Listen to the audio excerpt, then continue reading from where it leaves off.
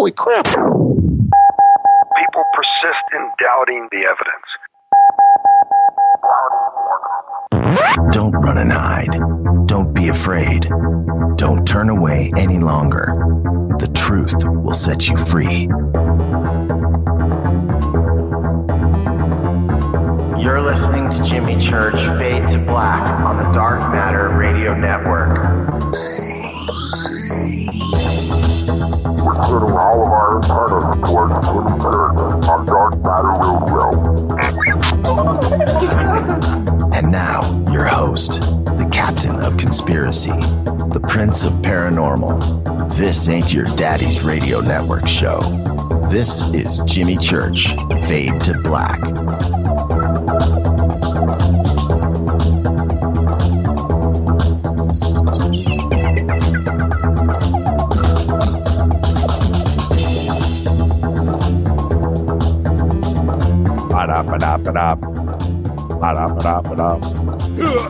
All right, let's go. Enough of the goofing off. Fade to Black. FADERNIGHT.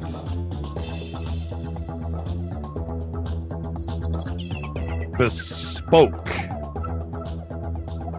radio for the masses. Game changers. That's what's going on here. It's the holidays. All right, today's Thursday, December 11th. We are 344 days into the new year. 21 days left. Can you believe it?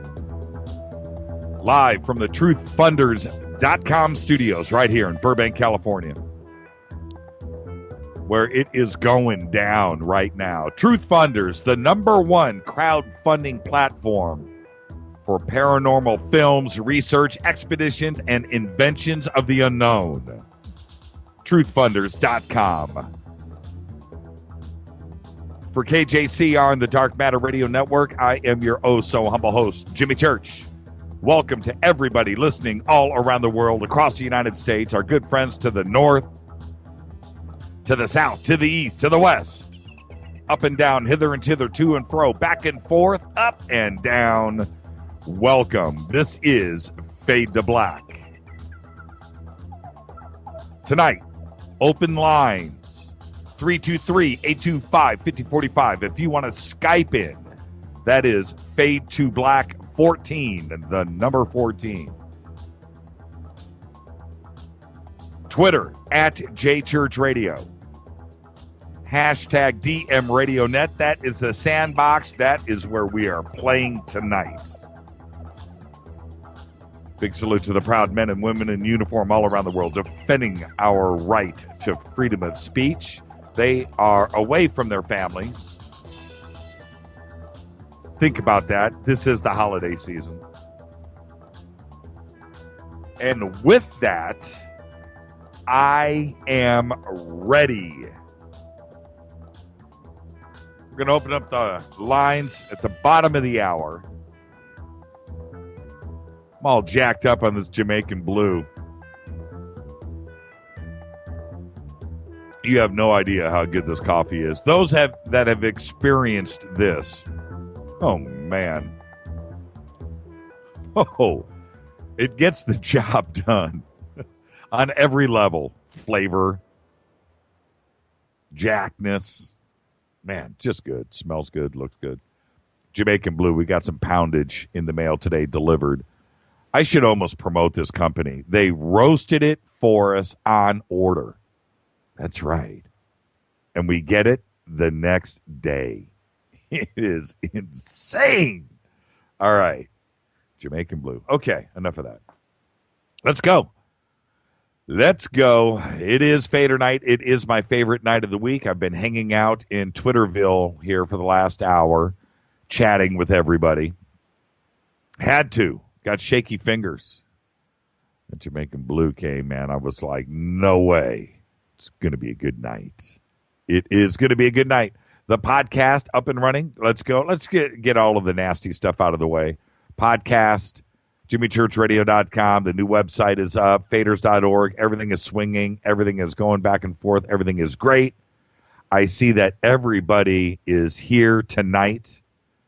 And all of the calls are going to be great. Looking forward to it. Hang on.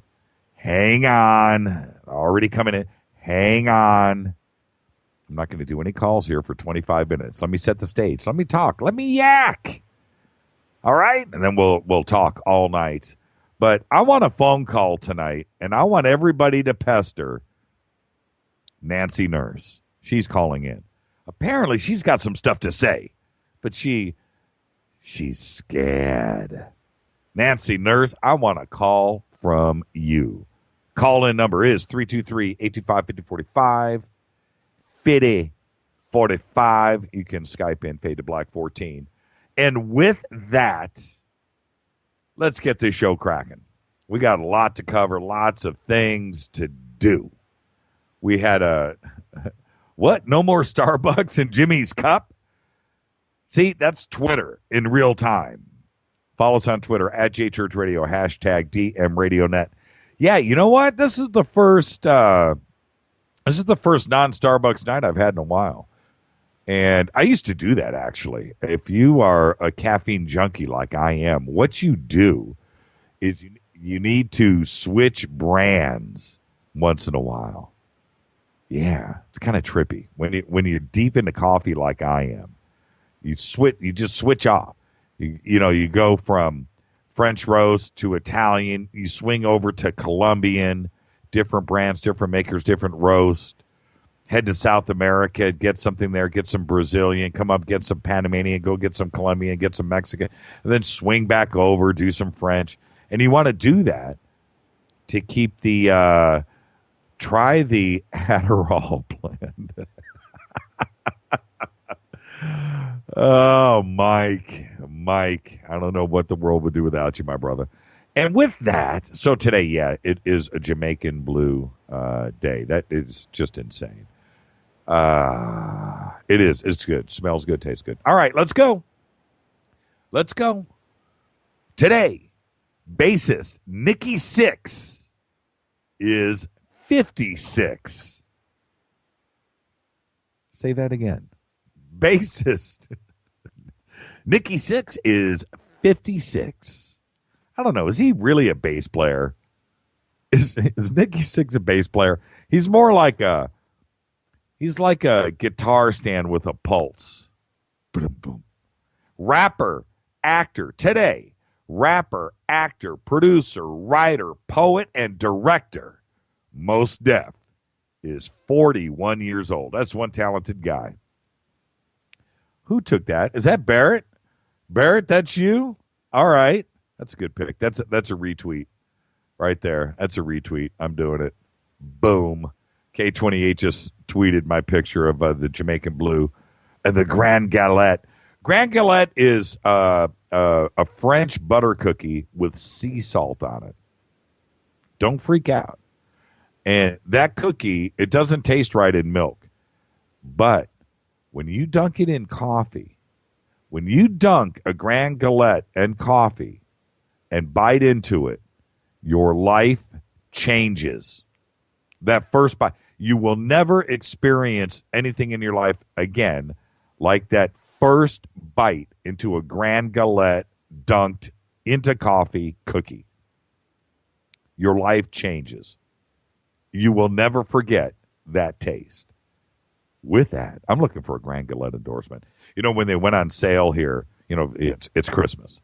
I went to Costco and bought a pallet. You think I'm kidding? Oh yeah. Where was I? Mos Def, 41 years old. Our dead guy's birthday today is scientist Max Born. Born in 1882 on this day, died in 1970. Age 87. Lived a good one. He was instrumental in the development of quantum physics. He was also known for his research into solid-state physics and optics. In 1954, he shared the Nobel Prize in Physics with Walther Both, all for his statistical interpretation of the wave function. Max Born was badass. And let me just say this. He lived 1882. He was born.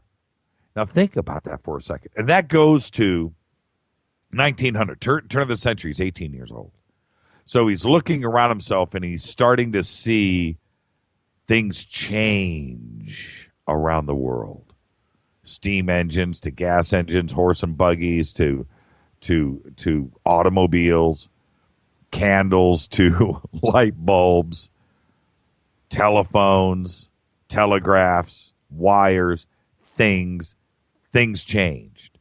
And he went from that as a scientist all the way to 1970. He saw horse and buggies and man on the moon. How's that for a life? That's pretty crazy, isn't it? You know, what do we see here these days? We went from, I guess we can tell our grandkids, I remember dial-up modems. What? Yeah, think about that. 1882 to 1970, what that spanned. And he loved ayahuasca? Is that right? Who? Man, I missed something. Okay, let's move on. Twitter, let's light it up right now. Are you ready? Okay. I love the taste of black coffee, but it makes me want to claw the furniture and bite someone if I drink it. Wow. That's actually, for somebody, is really cool, Cortana. That's right. Her name is Empress Cortana on Twitter. Oh, good Lord. All right. What was I going to say? Oh, yeah, Twitter. Right now. Twitter. Are you ready? What is, because it's the holidays. This is the holidays. This is when it starts to kick off. I almost started running Christmas music today. We'll start that next week. And it kind of bothers me, the whole Christmas music thing. You know, it started a couple of months ago on Travel. I couldn't believe it, you know, on Travel Channel, and you start to dial through and you're listening to stuff. And you're like, wow, really? Already? You know, and they do. And the radio station on here, it's called, what did they call it? Coast? Not Coast to Coast AM, but it's called Coast. And it's that adult contemporary music stuff that they play. And they start Christmas music like November 1st, man. 24 hours a day. They don't stop it. So, and Christmas music in general is some of my favorite stuff. All right? It is. So with that, what is your favorite Christmas song? What's your favorite? And I've got maybe 2 or 3. My first, you know what? I'm going to leave my first off. But hey, Rudolph the Red-Nosed Reindeer, always a rockin' good time. Charlie Brown Christmas, the entire album. The Neil Giraldi, amazing. Or Vince Giraldi, Neil Giraldi. Who's Neil Giraldo? Guitar player for Pat Benatar. Vince Giraldi. All right. What is your favorite Christmas song? All right, let's see. It's 7:15, 7:13. Got a Little Drummer Boy by David Bowie. Good choice. The Hanukkah song, Rock Around the Christmas Tree. That comes in from Donna Colvin. That's a good tune. Love Me Some Smooth Whiskey. That's a Christmas. Jesus Rode a Harley Davidson by Ugly Kid Joe. That's actually pretty good. Alvin and the Chipmunks. Rudolph. See, Mike Barra. Mike Barra's got taste. Debbie Talent. Grandma Got Run Over by a Reindeer. Jingle Bell Rock. That's from Space Boy. It's Beginning to Look a Lot Like Christmas by Bing Crosby. That's Smoked. What is that coming in on my headphones? Did that just go out over the airways? Charlie Brown. Exactly. Allison, I'm with you. Santa Baby by Nancy Nurse. I'll Be Home for Christmas. Oh, man, I love Twitter. Grandma Got Run Over by a Reindeer. Came in like 4 times, back to back. That's scary. Come on, Fadernauts. Really? Really? Is that what it is? All right, we got a lot to talk about tonight. Oh, Holy Night. Betty Oliver, that's pretty good. Skippy the Yule Log Bog Frog. That one I don't know. Freak us out, Jimmy. What is that? All right. It is Fader Nights. I've got some email and I've got the news that you know nothing about coming up after the break. It is Fader Night only on the Dark Matter Radio Network, bespoke radio for the masses. I am your humble host, Jimmy Church. Open lines all night, starting in 15 minutes. 323-825-5045. Skype in, Fade to Black 14. That's the number 14. This week, we had Joseph P. Farrell. We had Robert Morningstar, Laird Scranton. What do you want to talk about? Talk about Christmas, the holidays, or what I'm about to talk about next? I'm going to start a fire. This is Fade to Black. Follow us on Twitter at JChurchRadio. You can write me right now, Jimmy at JimmyChurchRadio.com. It's Fade to Black. I'll be back right after this. Stay with us.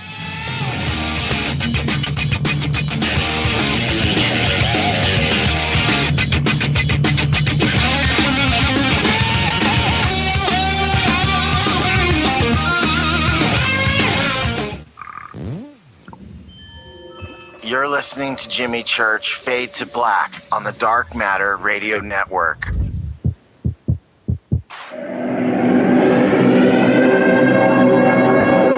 Ladies and gentlemen, girls and boys, you have tuned into the latest phenomenon in late night talk radio, Fade to Black, starring the inimitable Jimmy Church, showcasing his continuing quest in pursuit of knowledge of the strange and paranormal. Sit back, open your mind, and let's get cracking.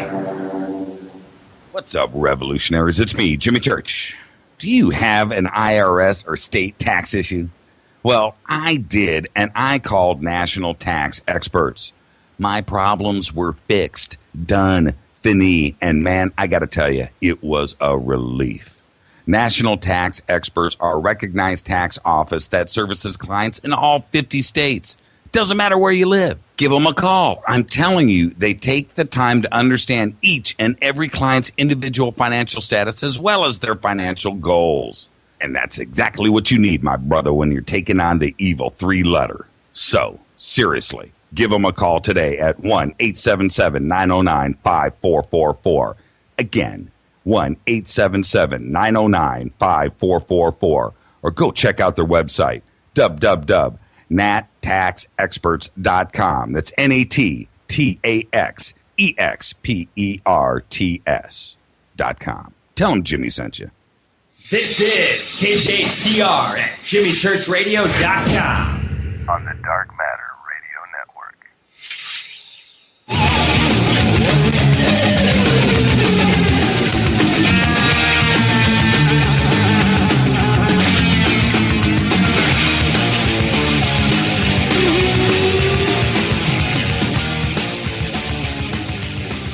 Yeah.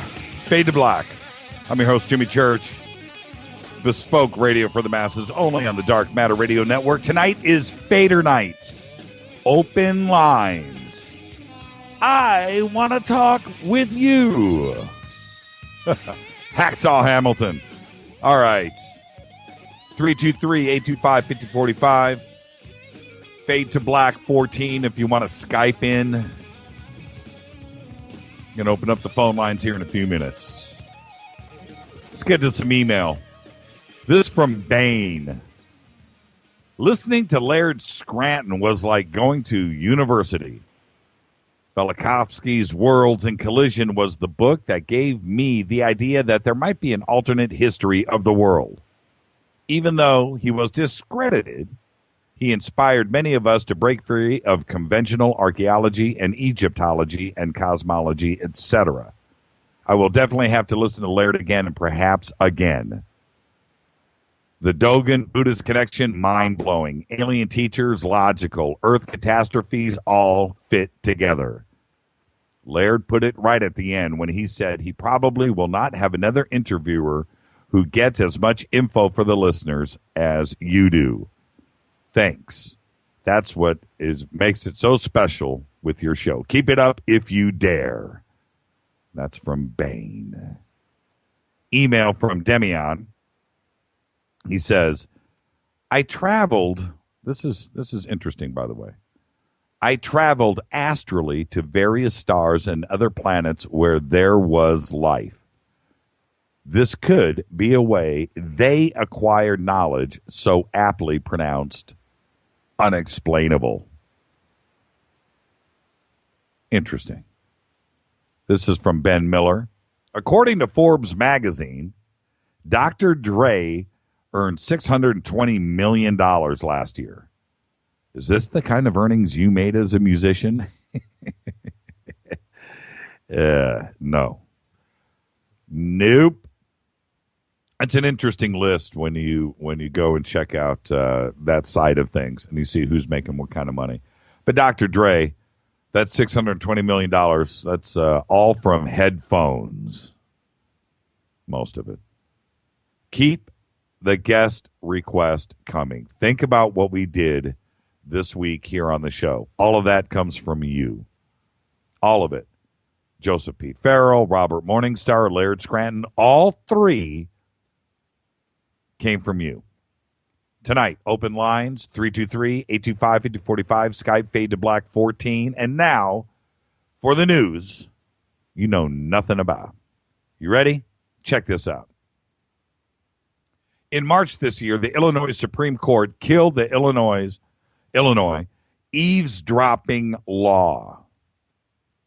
This controversial law, which required someone recording a conversation to obtain permission from all parties being recorded, was ostensibly in place to protect citizens' private conversations, basically in a public place. Instead, it ended up protecting the police and lawmakers from citizens recording their interactions with them. For example, in 2009, Chicago resident Christopher Drew was charged with a felony for recording police as they arrested him for selling artwork on State Street without a permit. And in 2010, Bridgeport resident Michael Allison was charged with a felony, check this out, for carrying a tape recorder into his own court hearing, which he did because the court wouldn't provide him with a court reporter. The judge then turned to him and said, "You violated my right to privacy." The judge said that in court. I don't get that. Court is public. I don't get that. I don't. Luckily, the Illinois Supreme Court determined the law was too broad and violated the First Amendment rights of individuals who were recording interactions in public places. For instance, let me give you an example. You're videotaping on with your iPhone. You're in a Starbucks and you're videotaping a star. And next to you, in line, a couple of people are having a conversation between themselves, and you videotape that. Well, the people having that conversation have a reasonable right to assume that their conversation is private. They have a reasonable right to assume that they're not being taped. It's one thing to tape something in public, but then to focus on somebody and record their conversations, that they think they have a reasonable right to privacy at that moment. Okay? But now apparently the law has been revived and has been passed by both the Illinois House and Senate because it was tied to an existing unrelated bill. And it kills me when this stuff goes on. Under the new bill, a citizen would rarely be sure whether or not recording any given conversation without permission is legal. And another example of this where this can be applied is what happened with the police in the choking incident. Or you're taping somebody getting pulled over by the police, or there's something going on and you videotape that. Then does the cop have the right to keep his conversation private with whatever is going on? My answer to that is no. That's a public service person right there, a cop. And what he is doing, we have the right. All of that needs to be exposed at all times. He has no rights. He's wearing a badge. He has no rights. when it comes to that. That's in public. And I think federal trumps state, and then I believe, don't hold me to this, but I believe you can tape anything when it comes to that at any point. Federal law trumps state law. So don't ever let a cop tell you you can't tape them. Nope. And another example is anybody that's wearing a body cam, a cop, well, they're taping you, right? They have a camera in the front of their car, right? Running all the time, right?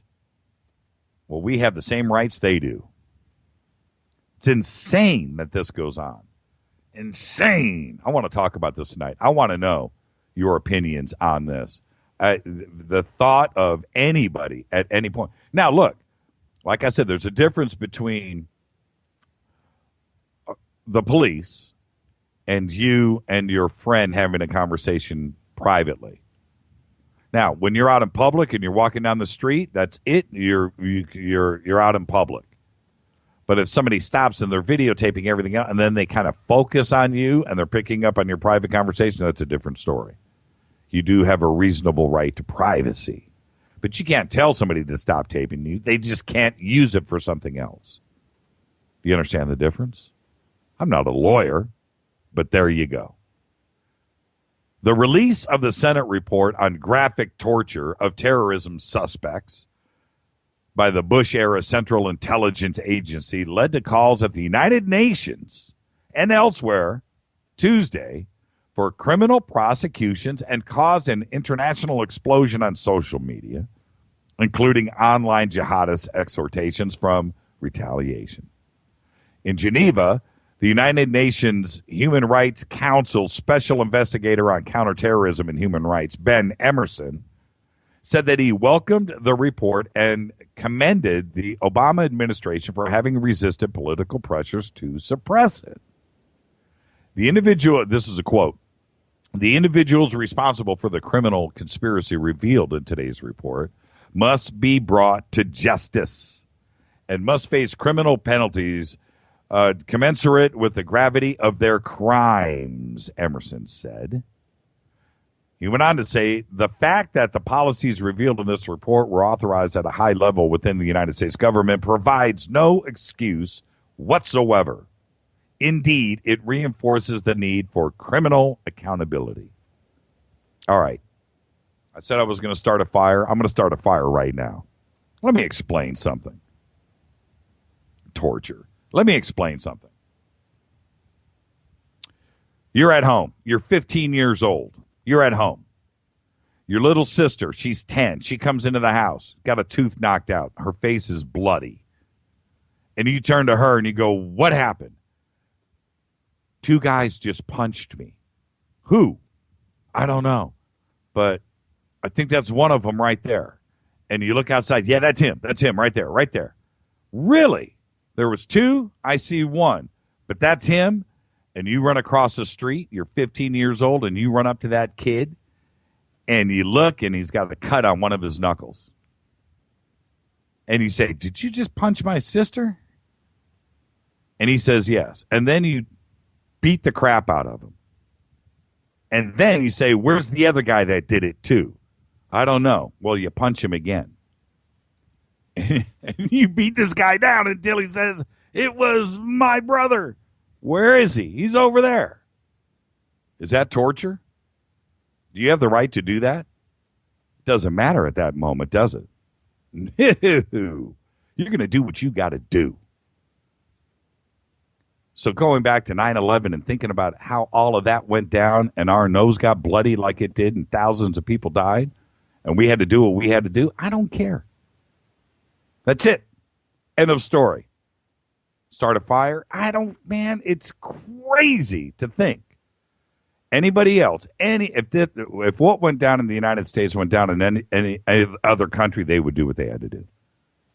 No questions asked. We don't care. Get to the bottom of it. That's it. It's not a big deal. Somebody posted the other day on, I forget where it was, but made some comments about, it was on a forum, about comments that I had made about, we shouldn't be surprised when we watch stuff on TV shows, 24 and whatever, NCIS. And they were like, Jimmy, how can this guy, Jimmy Church, say things like this, referring to what goes down in movies and real life? I just don't get it. I really, really don't. Obviously, their little sister never got a nose bloodied. Think about that for a second. All right, check this out. This is something you probably haven't heard. Bones, the TV series, Bones, and Sons of Anarchy actor Dmitry Dyachenko has been charged with killing his female roommate's pet rabbit and threatening to do the same to her. The Los Angeles County District Attorney's Office announced this morning.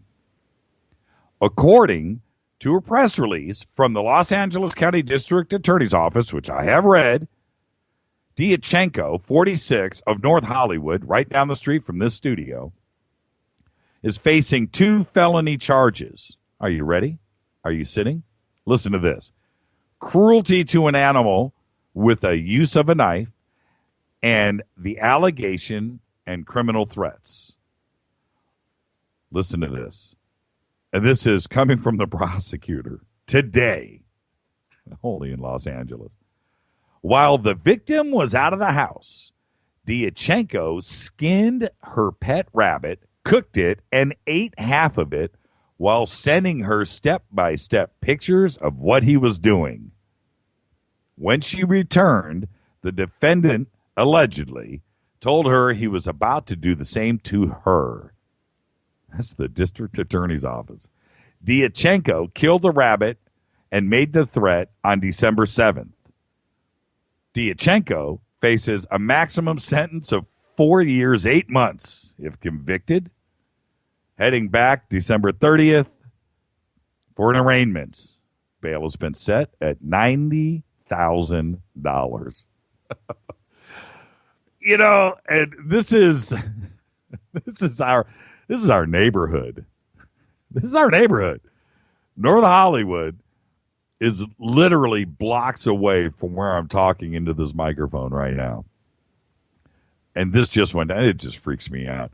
And this guy is an actor on big shows. He's like the real deal. He should have cooked and ate the rabbit. He did too. Cool. Just saw a BBC travel foodie show on what Italian rabbit recipe. Oh, that is just wrong. You know, we have a little bunny rabbit at home. We have a floppy eared. Her name is Penny. And she's a dwarf floppy rabbit. She kind of looks like she's tan, white stomach, tan, and then black with spots. The softest, cuddliest thing you've ever felt. Until she poops on your bed. And then you go, you know what? Rabbit stew doesn't sound so bad, Penny. You better stop. I love my little bunny. God, I can't believe this guy. Just absolutely insane. All right, with that, I'm ready. It's Fader Night, 323-825-5045. This is Fade to Black, only on the Dark Matter Radio Network, taking your calls. When I come back, you can Skype in, Fade to Black 14. Shoot me an email, Jimmy@jimmychurchradio.com. I'll be back right after this. Stay with us.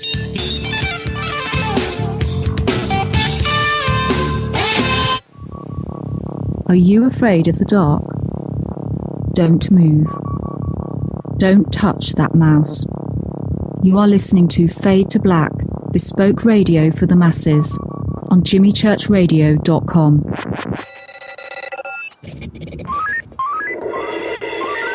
Way out here, we listen to Jimmy Church on the Dark Matter Radio Network. Dark Matter. Dark Matter. Dark Matter. Dark Matter. Dark Matter. You're listening to Fade to Black on the Dark Matter Radio Network. ¿Qué tal mis amigos? Yo soy Mario Carzan, el tiburón, y los invito para que escuchen a mi buen amigo Jimmy Church Radio. ¡Claro que sí!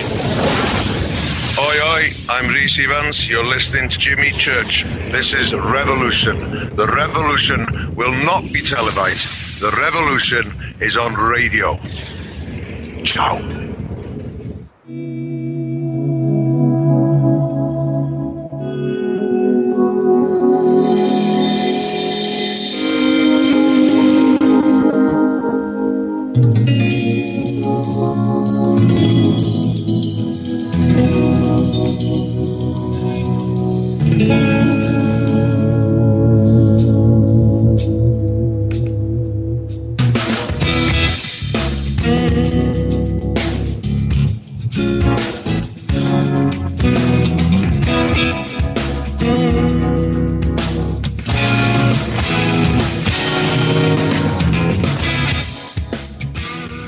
All right, welcome. Fade to Black.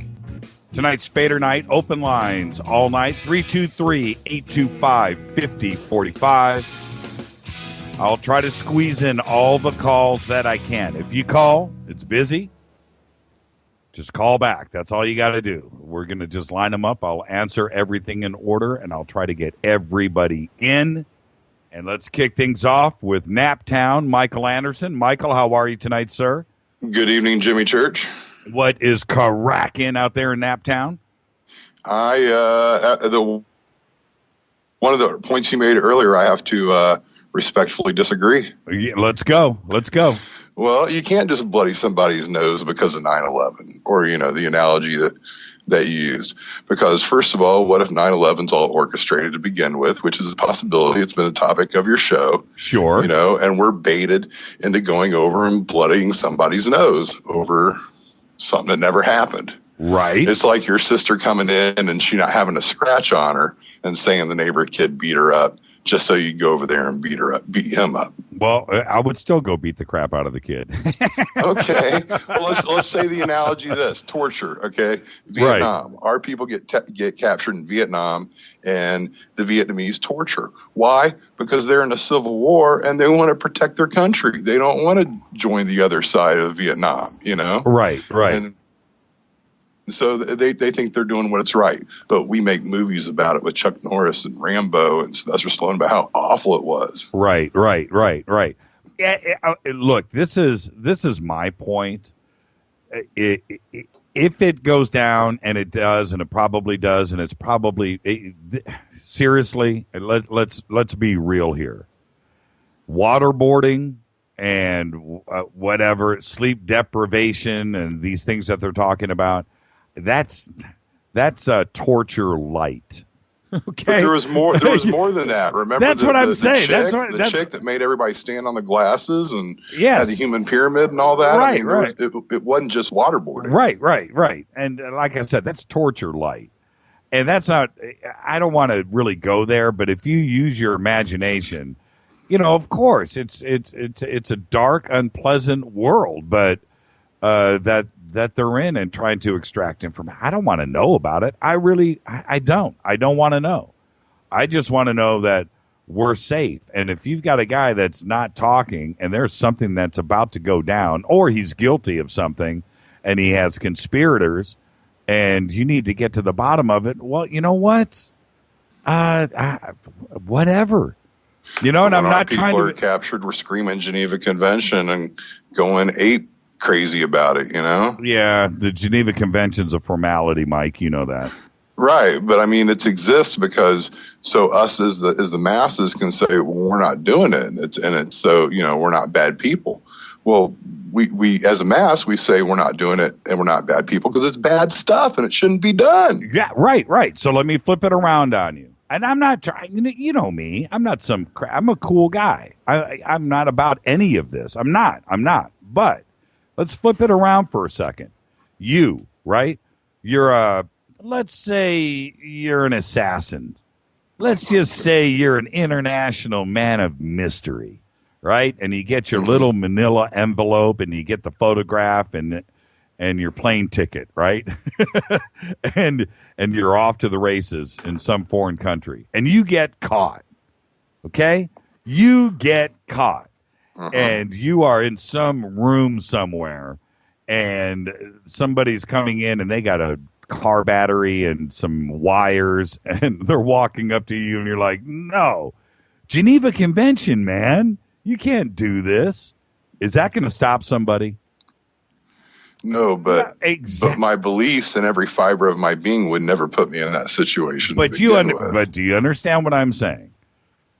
I understand that the machine wants power, and so when you're fighting other people, terrorists or whatever, you go about it anyway to gain more power. That doesn't make it right. And it doesn't mean that me, who elects, people who are higher up than me, thinks it's okay for a little bit of torture just because, we're making the world a little bit safe. Right. No, I hear you. And the way that stuff goes down like that in such a, I mean, especially here in the United States, but around the world. Most of us, 99.9% of the entire world, is just a nice, cool place. We get up, we go to work, we shop, we hang out with our family, we do our thing. We know nothing about anything.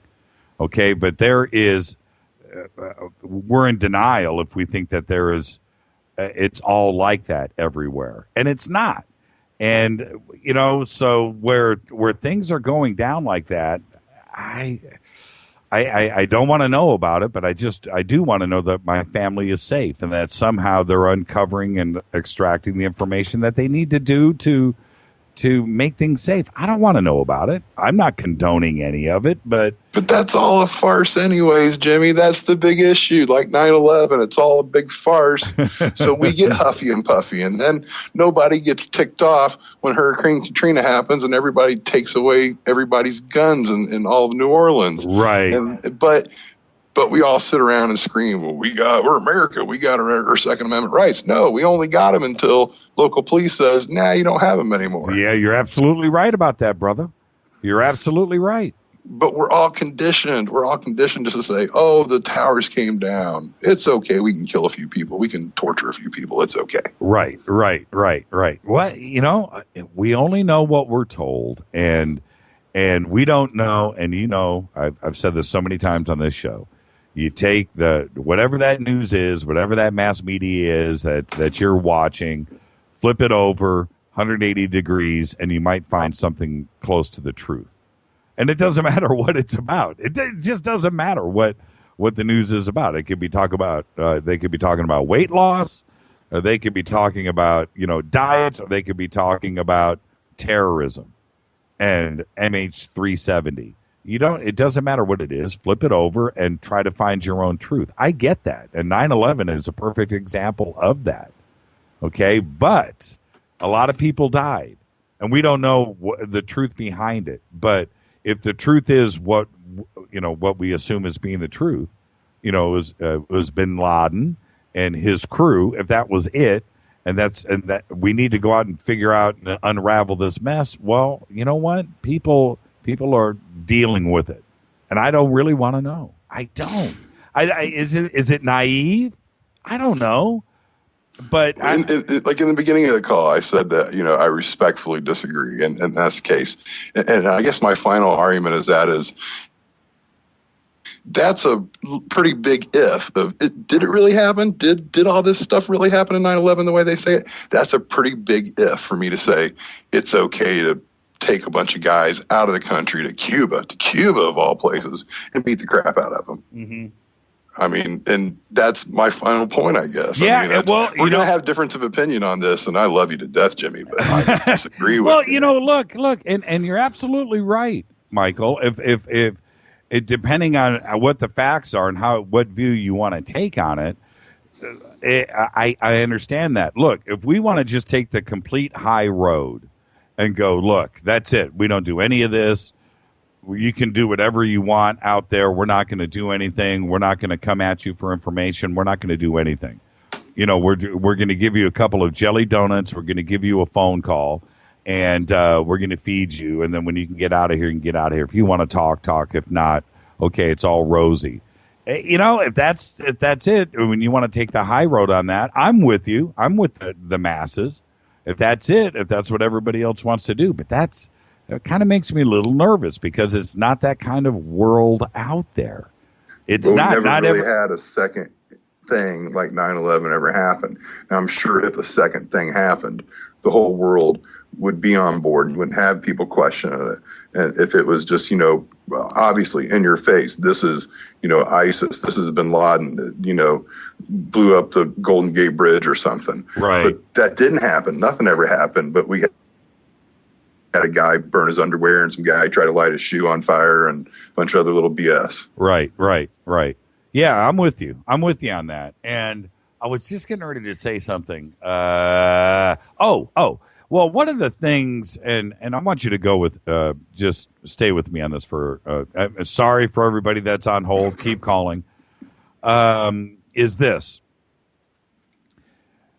I feel like, in a weird way, that it just seems like everybody looks to us for money, loans, food. A natural disaster happens. It's always us that, we go out there and help. We're there first. We get into a little skirmish with somebody. We go back and rebuild the country, and it's always us, giving. And I just feel weird sometimes that that's the way they look at us as being soft. So once something like this pops up, like this report, it's really glaring. It's in contrast of our image and what we speak for. You know what I mean? So, maybe sometimes we need to put our foot down a little bit and come off a little strong. And so maybe that's part of it too as well. I don't know. Like I said, if your family gets violated and you're going to ask questions later, and you're going to go out and deal with it. And I'm just comparing that to but that's not going to involve the law or the government. Well, but I'm just saying that on a grander scale. Right? It's called reaction in human nature, and certainly back then when 9/11 went down, whatever really went down. When we heard about Guantanamo, nobody questioned that. It was like, yeah, ship them there, right? That's it. It was like, okay, we've got secret prisons all around the world. We're interrogating these guys, and it's all secret. All right, go, gung-ho. Now it's so many years. I don't know, man, because that's kind of why Obama, one of the main reasons Obama got elected was to shut it down. So I think the masses did say, no, that's not cool. 10 years later. Well, I mean, but everybody hates the fact that we all drank the Kool-Aid and elected him to begin with. I did, yeah, unfortunately. And then afterwards, it's like, oh, crap, what did I do? Because he's not doing anything he said he would do. Right. And Guantanamo Bay was one of the issues, But there's no difference between Obama or any other, it doesn't matter, Republican or Democratic president. It doesn't matter. They're all the same.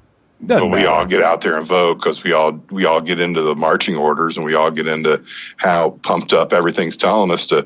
This guy's going to vote it because he's didn't put his dog on the roof, or this guy right, whatever reason. Today I was watching Boehner do his press conference today, and one of the things that he said today, it's one of the things that this isn't a political show.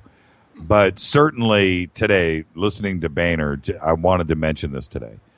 I'm listening to him, and it just makes me so angry. I would like to see the actual days that the Congress and the Senate are actually sitting in their seats working versus their holidays and their vacation time and when they're actually away.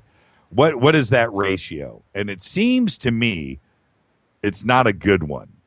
That when Boehner said today, we were supposed to have this resolved, the government shutdown and the budget bill. We were supposed to have this worked out back in November, and here we are. If we don't get this worked out today, we're going to be here till Christmas. And I'm like, make it a $60,000 a year job, and it'll happen. Yeah, I'm like, wait, what did you just say? I don't care if you have to work on Christmas Day, pal. It's your gig.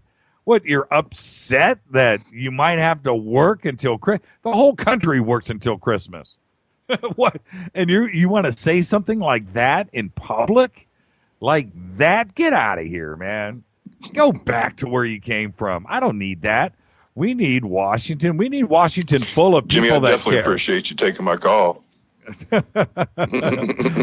I'll talk to you. Hey, Michael, behave. You have a good evening, sir. You too. Hi, you're live on Fade to Black. This is Fader Night. Who's calling? This is Tony. How's it going, Jimmy? Hey, Tony, what's shaking, brother? Where are you calling from? I'm calling from not too far from you, Oxnard, California. Oxnard, right up the road, man. Right up the road. Yeah, a little bit. Port Hueneme, closer to Port Hueneme, though. Oh, okay. If I go due west, I end up on the beach in Port Hueneme. Oh, right there by the Malibu Deep Underwater Base. Yeah, right there at what is it, Magoo Rock. Yeah, absolutely. Yeah. Has it started raining out there yet? No, it got cloudy earlier, and then it got cloudy again, and it's been cloudy, but it hasn't started raining yet, but I'm sure it's going to. I'm pretty sure it's like an 80% chance, right? Yeah, and it's supposed to go all the way through, I think, until Sunday is what I read today. So, yeah, we're going to have 3-4 straight days of rain. Good. Keep the dust down, Yeah, that's right. Anyway, I kind of called because I hear a lot of times people talking about, 9/11 being constructed and everything. And even though it's not 100% not, a guarantee that didn't happen, I did for a fact, and I'm going to say this on air, and I hope you all believe me because it's absolutely the truth, and I had to call the FBI.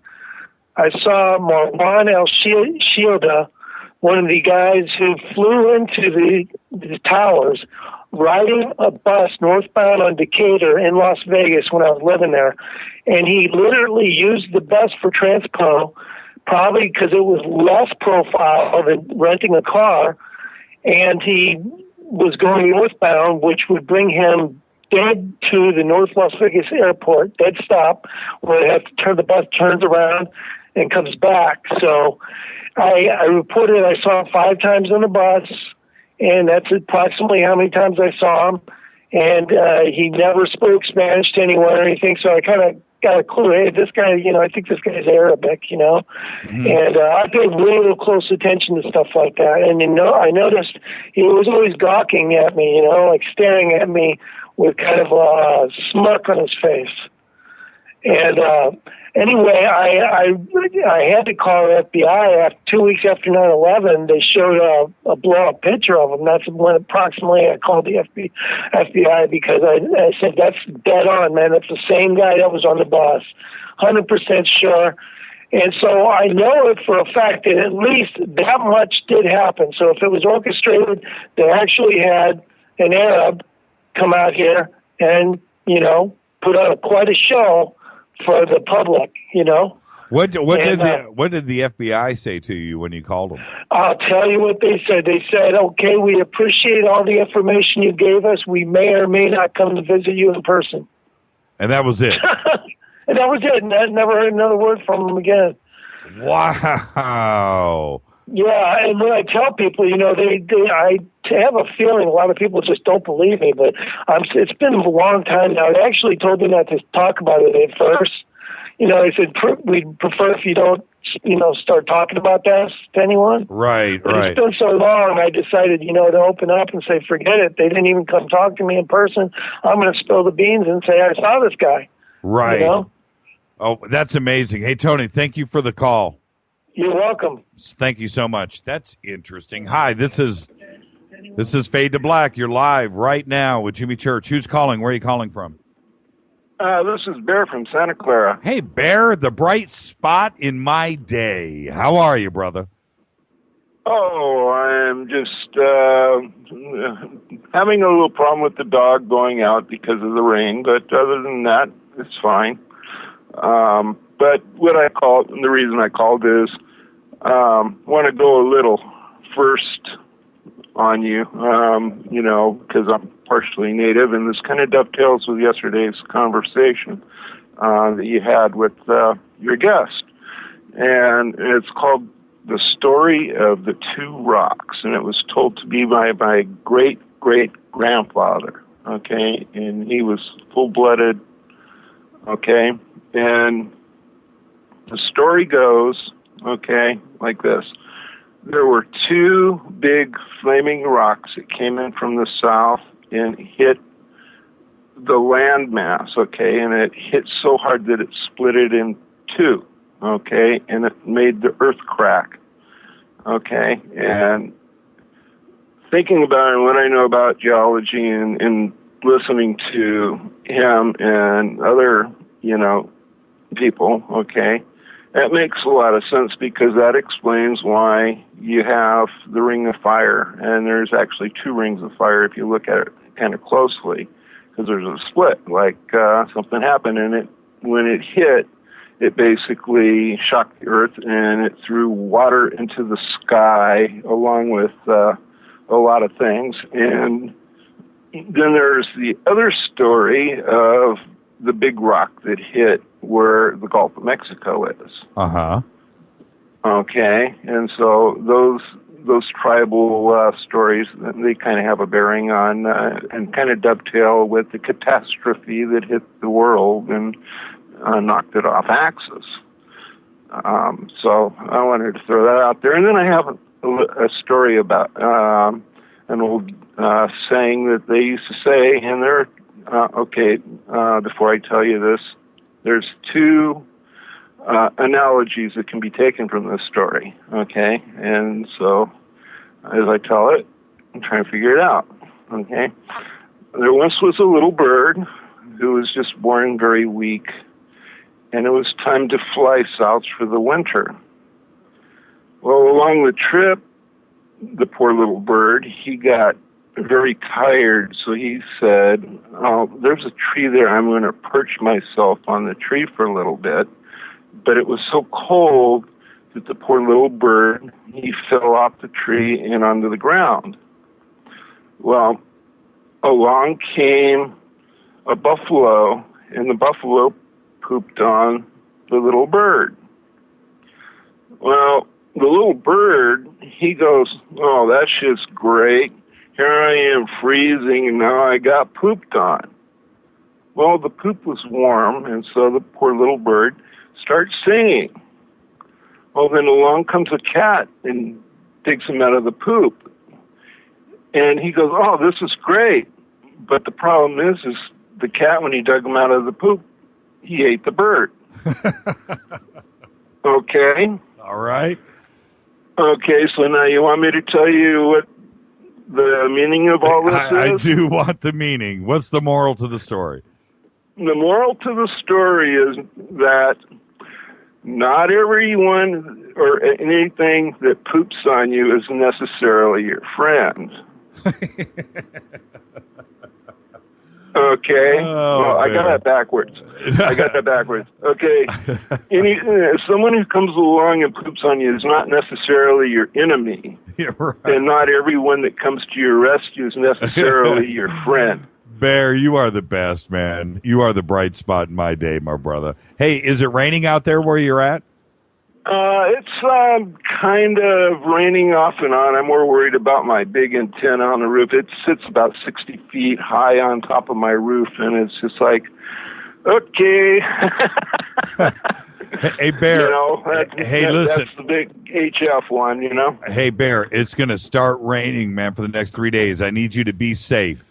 Thanks for the phone call, as always. Safe. I'm safe. The only thing I'm worried about is taking my dog out because he don't like to get wet.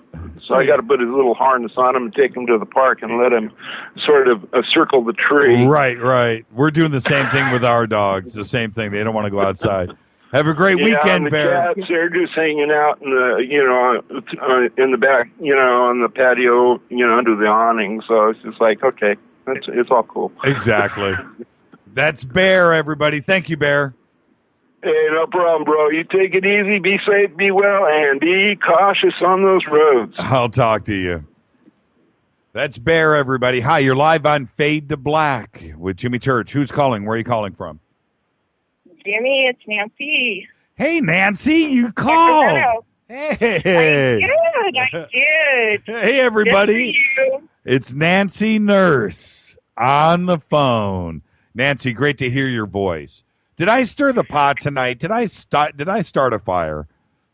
Yeah, you did, but it's a good one. So it needs to be talked about, but also the frame of reference. Everybody has a different frame of reference, so everything's going to be from a different perspective, and somehow we just need to talk it out and find a single aspect of it that we all can agree on, and that's the difficult part.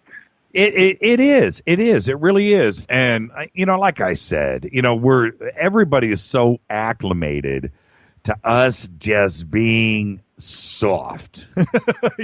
Everybody's so acclimated to us just being the good guy. Whatever. We can do whatever we want. And then after we do what we want, let's go back and borrow some money when we're done. And it's like, okay, all right. Well, I think the rest of the world, certainly since Reagan left office, we just kind of look kind of soft. And that's it. I'm not saying torture's right or wrong. I'm not saying war is right or wrong, or I'm not saying anything that the government doesn't like to. Everybody knows my feelings on all of this. But when a report like this comes out, my point is, what did you expect? What did you expect? What did you expect to really read in that report? that we sat around and had pudding cups. And, you know what I mean? What did you expect to be? What did you expect? What did you really expect? So it happened. Maybe. We don't know, but chill out. It's not like we do it every, am I right, Nancy? Do you get it? Well, yeah, I get it. And it's kind of like, why is this brought up again? And, you got to look at the motives of the person who brought it up. And why is that all playing out? What's the big picture here? What is it? What is the end game? And that's the confusing part, because you have so much disinformation from all sides. Nobody's really telling the truth. So how are you supposed to get to the core of the matter if nobody's really telling the truth? That's my applause. That's my applause for you right there. That's exactly right. What is it that you needed to read in that report that would have made it okay? Nothing. What is it? What is it that you would have been in there to nothing in that report? Any way that it could have been written, good or bad, on either side, any side of the fence, would have caused an uproar. So it is what it is, and let's move on. Exactly. Well, I'm just kind of surprised that you let me on the air tonight. Why? Because I tweeted earlier that someone was Pimp Daddy of DM Radio. Oh, what happened? What happened? I tweeted that Keith Rowland was Pimp Daddy of DM Radio. Oh, Keith Rowland was Pimp Daddy of DM Radio. Oh, and not me. Oh. Well, no, you're above that. I'm above Pimp Daddy. Yes. Okay. There's nothing wrong with calling Keith Rowland Pimp Daddy if that's how you feel. I can't really picture it, but I can't picture Keith in a fur coat and a big wide fedora and some lizard skin boots driving. I just can't. I can't picture that. But maybe there's a side of Keith that we know nothing about. Maybe. So what else is going on in your world? Well, I survived the Stormageddon, the windstorm that there's been worse up here, so it wasn't too bad. Not just fallen trees, flowing creeks, and stuff like that. Nothing really major. Well, the worst is yet to come. It's just started. It's weird down here. We've had these really ominous black skies all day, kind of like Return of the King in the Lord of the Rings when they're outside of Mordor, and those gray clouds. That's what we're dealing with now. It's like it's coming, and it's not gonna be good. That's what's going on right now. But we need it, whatever it is. Bring the rain, and let's not waste it. It might not happen again for a long time, but let's just hope that the reservoirs fill up, and it for the farming that goes on here in California is such an important thing. We need to replenish and get everything back on track. Oh, you know what? Yeah. I was going to ask you. So, what did you think about the week that we had here on the radio with Joseph P. Farrell? Yeah, I thought it was great. I really liked, the different sides and the different disciplines that they all came from. And I liked the especially last night, Scranton. I really liked him. I love the way he explained things, to some layperson. And, but you could follow it really easy. But I think he dodged that bullet with the spirituality thing. I mean, in the end, he said he believed in something. And, you're an atheist. You don't believe in anything, right? Or did I get... Yeah, I tried to push him on that, and it's a touchy subject because for most of us, it's such a, our own personal beliefs are private, and he's a public person. He's an author. He's a writer. And so some things you just your personal beliefs you hold close and you don't speak about it. You remember when Robert Schoch was on the show, and I said, "So, Robert, when you spent the night in the King's Chamber, what happened?" And what did he say? "Jimmy, that's personal." And I was like, "Oh, come on, Robert, you got to tell me." No. Well, you know what? So whatever happened, it's a personal, spiritual thing. I'm assuming it was spiritual, but some things you just don't discuss. And I think Laird was at that point last night. I pushed him a little bit, and I let out a little bit of my side of it too as well. But it's just a touchy subject, and so I think he just wanted to hold back on his personal beliefs. Well, it wasn't, I wanted to, label him. It was just, for me, it was easier to follow his thought process if I knew where it came from. Right. Well, and that's where I was coming from. Yeah, and I tried to flip it on him when we were there to bring in Richard Dawkins into the equation, who is, a staunch atheist and is all about science. And I tried to soften the blow for Laird so he can kind of make a comparison there. And I thought that in the end we kind of came out of it unscathed, if you know what I mean. Yeah, no, it was really good. I really enjoyed that, and it helps me with my everyday growth, and development. It helps me realize that my mind is not exactly thinking correctly, and the things that we are, you can only tell that, right? You can only tell that. But it helps me realize that, sometimes when you're in situations and you react to something, it's not necessarily the way you want to. It's just the way your mind has been conditioned. And so you constantly are trying to fight to figure out, well, is that real? Is that reality? Or is that just my mind perceiving that? You know what I'm saying? I do. That's just that's where I'm kind of like at, is I'm trying to separate what is my conditioning and what is it that I really want to think. So, Nancy, thank you for the phone call. And by the way, I'll let everybody know with Nancy on the air, she was my medical advice that got me through the kidney stones. Thank you, Nancy. Hey, have a great weekend. Stay dry and be safe with the family. Okay, you too. Thank you, Nancy. Okay, bye. Hi, you're live on Fade to Black right now. Who's calling? Where are you calling from? Hi, Jimmy. This is Ray Baker from Long Creek, and I'm really stoked to be on. Thank you for taking my call. Right on, Ray. What's shaking?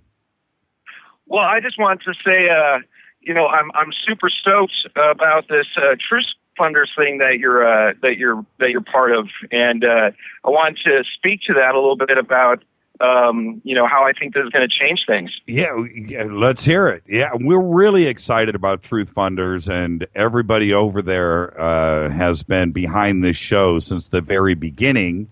And as they put this company together, they did it. I want to say this. I'm sort of speaking for them, and I want to be careful my choice of words, but it was this show that inspired them to do that. And it was just I'm so humbled by it. It is such a tremendous launch. It's a big time effort that they've put together. It's not a small effort. And I think that what they want to do and how they are doing it is exactly what this show is about. So the partnership, the partnership is right there. We are lockstep with each other. So, Ray, what is it? That's what I figured.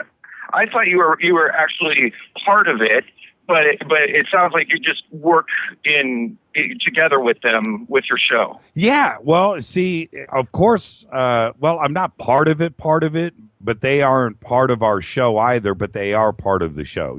So, but the two companies are completely separate, but we definitely inspire each other, and that's obvious. And I think you guys are obvious partners because it's one of those things where the big thing is that I've tried to get a bunch of things on Kickstarter, and it's just there's not an audience for it there, and everyone's looking for monetization. But there's so many, on Kickstarter. But there's so many people who want the truth, like myself, who don't have the funding for it and want to get to the bottom of it. And these things can be given validation by your website, because if people are putting in their money and want answers, they don't want to think that someone went off and pretended to be in the Bahamas and it's instead in the forest in John Muir or whatever. Right. Right. So it could be given, yours, your being on your show or being on your website or whatever could help people know that it's true. Yeah. That's exactly it. And everything that will be on, they have a whole bunch of current projects that are already done and vetted and worked through that they are legit. And yeah, you're absolutely right. And especially with Kickstarter, I have no idea how many things are on. How many projects are there looking for funding? I have no idea. But what does get lost is stuff with the paranormal.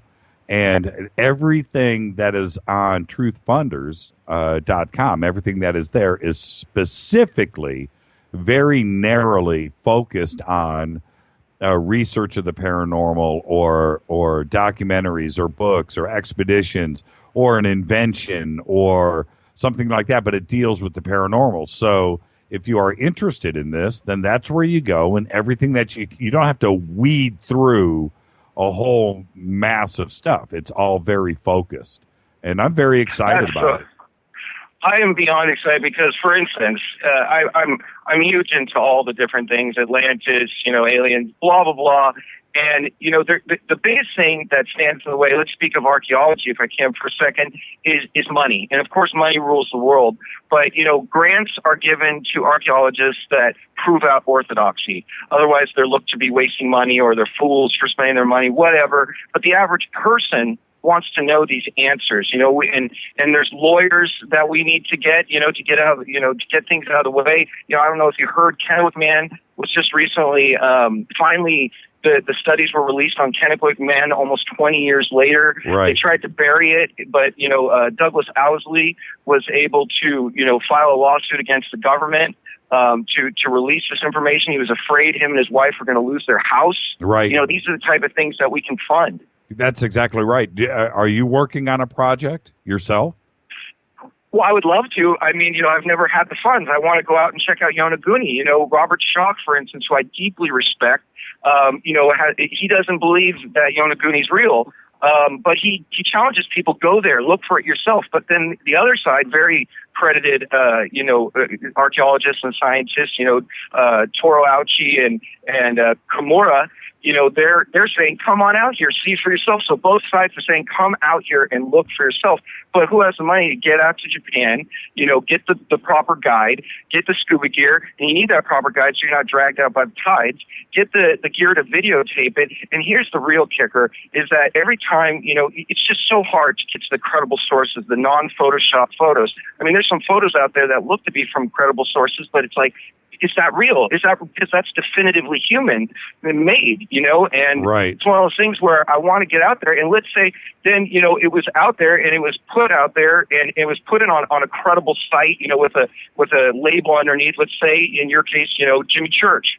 Boom, it's got the thing on there. Now everyone, when they go on Google Images and it's got your name on it, they know it's credible. It wasn't just Photoshopped by someone. Yeah. That's a really good point. And when you talk about that entire site off the coast of Japan, two things come to mind. First off, I'm totally with you why that hasn't been fully, absolutely, top to bottom, everything investigated about that site, because although I respect Schock, and Schock and I talked about it on this show, I respect Schock. I'm not smart I'm not an educated geologist like he is, a tenured professor at Boston University like he is. So you have to depend on his expertise and his eyeballs. But when I look at that site, I don't see what he says he sees. Mm-hmm.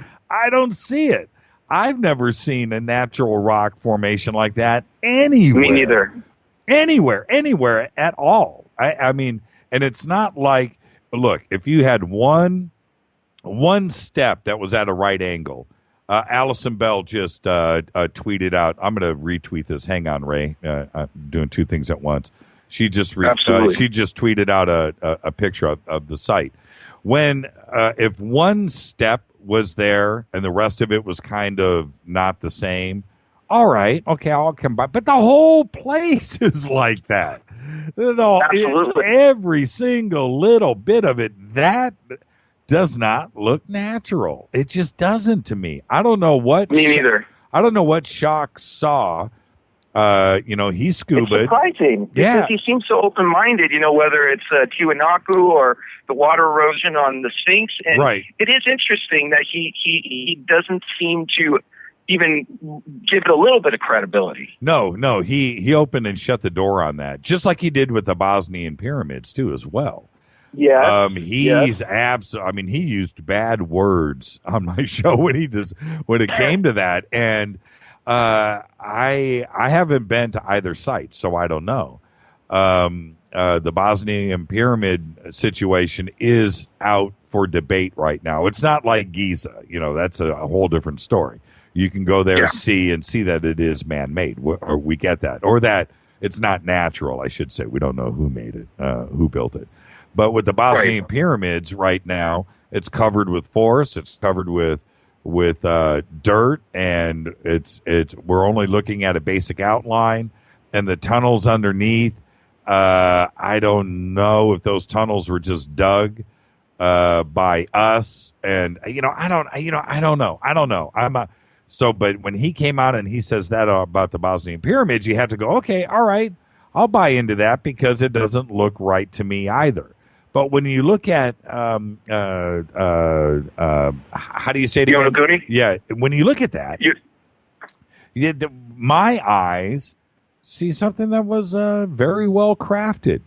Very, it's done with intent, and it's beautiful. Yes. It just doesn't look natural. And it does appear that there's, if from credible sites that like Smithsonian even and the like, that there is a human-like face on there. And what I've been trying to get, like a statue, a monolith of a face, and it's definitively a face. That's not something that's just caused by little eddies. There's definitively eyes. There's definitively a mouth. There's not a nose, but that easily gets eroded by the ocean. And there does appear to even be kind of like almost dreadlock-looking things going back, or maybe feathers going back. Yes.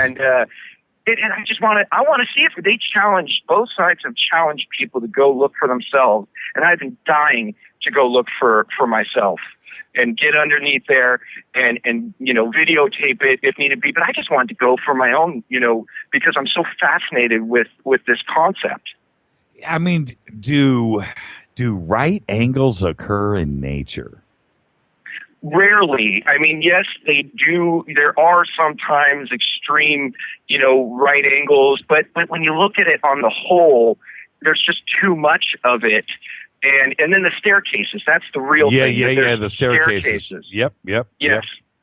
And it's that so gets me. Well, and for me it's the staircases, which is probably number one. But the number two thing is all of the flatness of the platforms and how they are parallel with each other. And there's just so many of them. Having that occur in nature. Look, this is something that I'll just put out there. When let's say it is natural. Okay, let's go with that. Okay, it's natural. But with all of the water lapping up and the currents and everything over so many years, doesn't it all get rounded off and move and shift? And, it shouldn't look like this. To me, I mean, I agree. When we look at other water formation or other man-made stuff that is under the water for so many years, you think of some of the Roman ports, or look at Egypt or Greece, and stuff that has been under the water for a long time. I was down in Central America for a number of years, and there were some Spanish forts down there that were built right on the Pacific Ocean. These walls. And they're just completely round and eroded, and you can look the parts that are totally underwater all the time. There's no square corners. There isn't any. It's just weird to me. And when you look at this, it's still perfect. There's something that doesn't smell right here. Well, no, there's something that smells right. It's man-made. Right. Yeah, exactly. And I'm with you on that. It smells definitely right. It's what I want to hear. And let's face it, it's what the Orthodox scientific archaeological community absolutely does not want to hear. And that goes with the Sphinx, too. The biggest thing that Zahi Hawass is always saying is there's no way the water erosion hypothesis is true, that the Sphinx could be much, much older, because why aren't we finding more, recent, like, pottery artifact style? And they always say pottery, like that's just, the paradigm of everything, that nothing can be created big without pottery being around it, which is ridiculous. But then they find Göbekli Tepe in Turkey, and now they know that, in fact, hunter-gatherers can make relatively large monuments, but Klaus Schmidt was in charge of that, but yet for some reason Klaus Schmidt and Zahi Hawass are not talking and saying, hey man, you got to consider the idea that quote-unquote potential hunter-gatherers, now of course it could be different, but let's at least open the mind of someone to say, hey, it could be older. It could be older. You saying that there's no pottery around it from that era and therefore it can't be older is not a valid response anymore, because Göbekli Tepe is 11,000 years old and has no pottery around it. It has a bunch of hunter-gatherer implements. And of course, maybe it wasn't made by hunter-gatherers, right? But forget that for a minute. Let's just break open the Orthodox paradigm and get to the core of an issue that the Sphinx might be older, that many things, Tiwanaku, all these things to be vastly older. So instead of Göbekli Tepe looked off as a one-off, now all of a sudden, whoa, there was something big going on around 11,000, 12,000 years ago. Yeah, Göbekli Tepe is just the tip, though. You watch. Something else is, Göbekli Tepe, we've said it, you've just said it like 5 times, but for all of the Orthodox colleges, educational archaeology, geologists, for all of that crowd out there, Göbekli Tepe wasn't supposed to be there.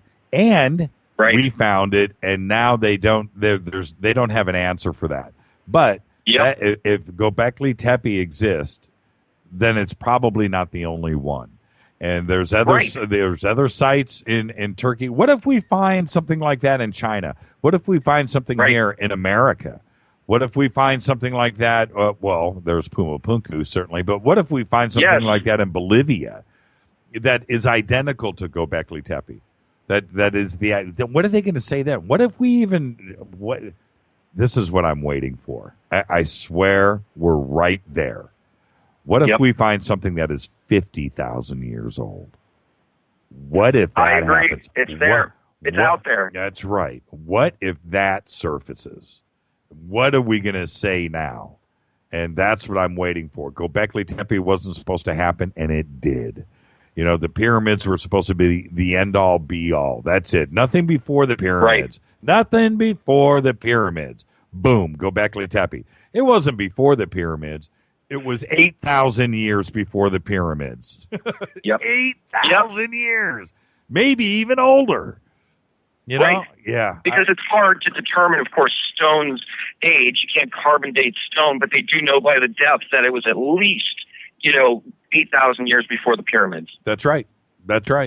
And I'm so excited. We say Göbekli Tepe so much on this show, but when I first heard about it and started doing I was like, this is exactly the gap that we needed. This is what we needed, and now we have it.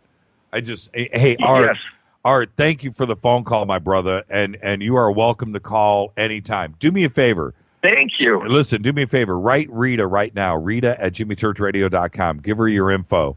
Rita@jimmychurchradio.com. And quick question, are you having the Truth Funders people on? Because I would love to ask them if they could maybe, because they probably have greater pull than I do, and certainly with you, if maybe I call in that time and you guys can spitball about getting together people like Klaus Schmidt and Zahi Hawass. Maybe you fly out there, do a show from there, with them debating each other, break this all open. We're working on all of that right now. Now, I can't reveal everything in one show. great. Have a good night. Be safe. Happy holidays. Yes, happy holidays. Thank you. Thank you so much. Have a great evening, Jimmy. You too. All the best. Thank you, Bye-bye. Ray. Steve, what are you What is doing, up, my brother? Mr. Jimmy Church. What was that? Cookie crumbs? What was that today? It kind of my cookies that I fixed. What was that? All my chocolate chip cookies, man. What is I going just had this urge for chocolate chip cookies. I was just like, man, I want some chocolate chip cookies.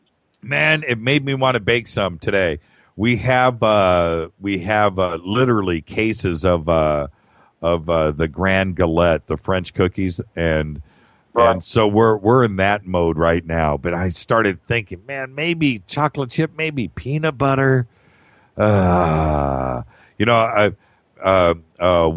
Rita's made me cut down on milk because of the stones from last week. And so she thinks now that if I never drink milk again or have ice cream, that I don't have to worry about stones. I'm like, whoa. I'd rather have stones if I can have my Haagen-Dazs too. So don't make me. I'm not giving up nothing. The stones are bad.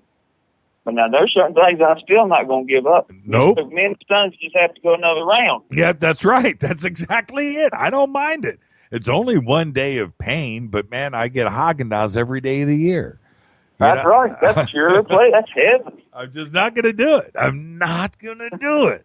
It was tough, man. This last week, I tried to behave and tried to cut back on everything. So no ice cream for a week, no cookies and milk at midnight for the last week, and that was it. I threw in the towel today.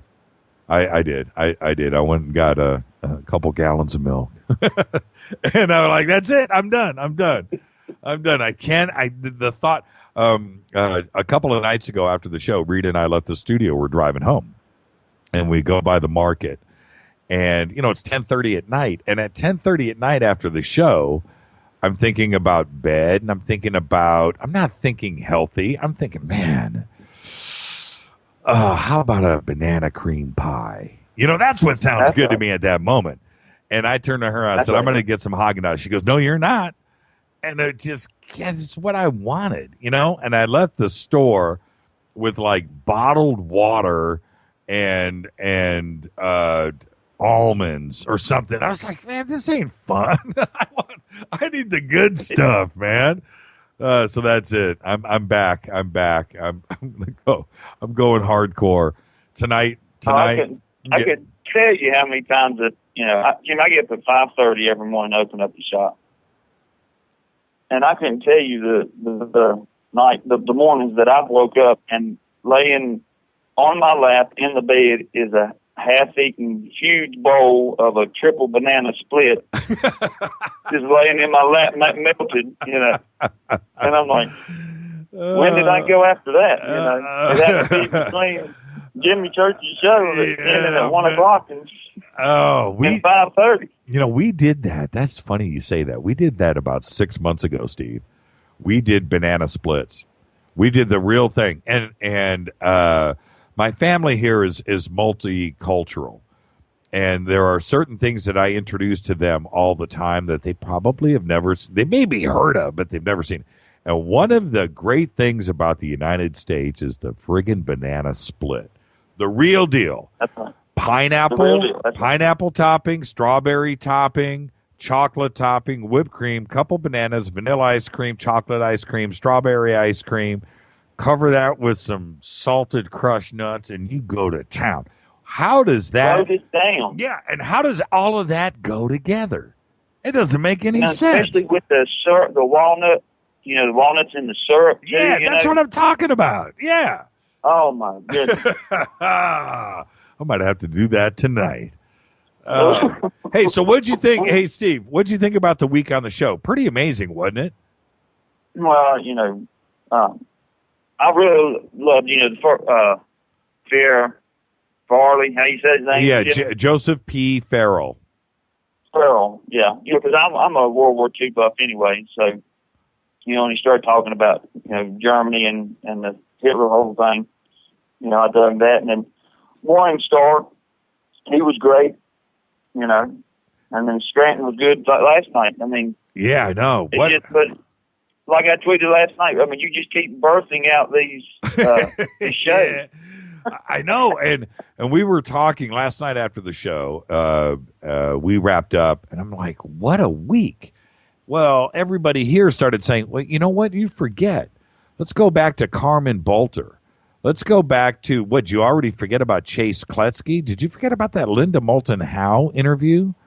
Did you forgot about this show and this show? And I was like, you know, these last couple of months, every single night have been just beyond, it's been really fun. It's been really, really, really fun. I can't believe how we put all of this together. And then next week, oh man, Walter just posted. Are you looking at this? A bacon banana split. A bacon banana split. I right like there. bacon. I like bacon, but I don't think I'm going to have that on a banana split. I look, everybody's got bacon. Resistance is futile. I'm looking at Bob's banana split right here. That's it. That right there, and he's got it nailed. He's got it nailed. The strawberry, you got to have pineapple. Yeah. Why does the pineapple topping go with the whipped cream and the chocolate syrup and everything else that's in play here? It doesn't make sense, and it's like perfect. It's like the perfect, I don't know, somebody needs to, I want to see a tweet really quick. You got to see all this ice cream on Twitter right now. Follow us on Twitter, by the way, everybody, at JChurchRadio. Hashtag DMRadioNet. But somebody please tweet who invented the banana split. It's got to start somewhere. Somebody did it first. Somebody did it. It got to happen in some drugstore, back in the Walgreens, 30s or 40s or something. Yeah, some early drugstore like that, man. Probably.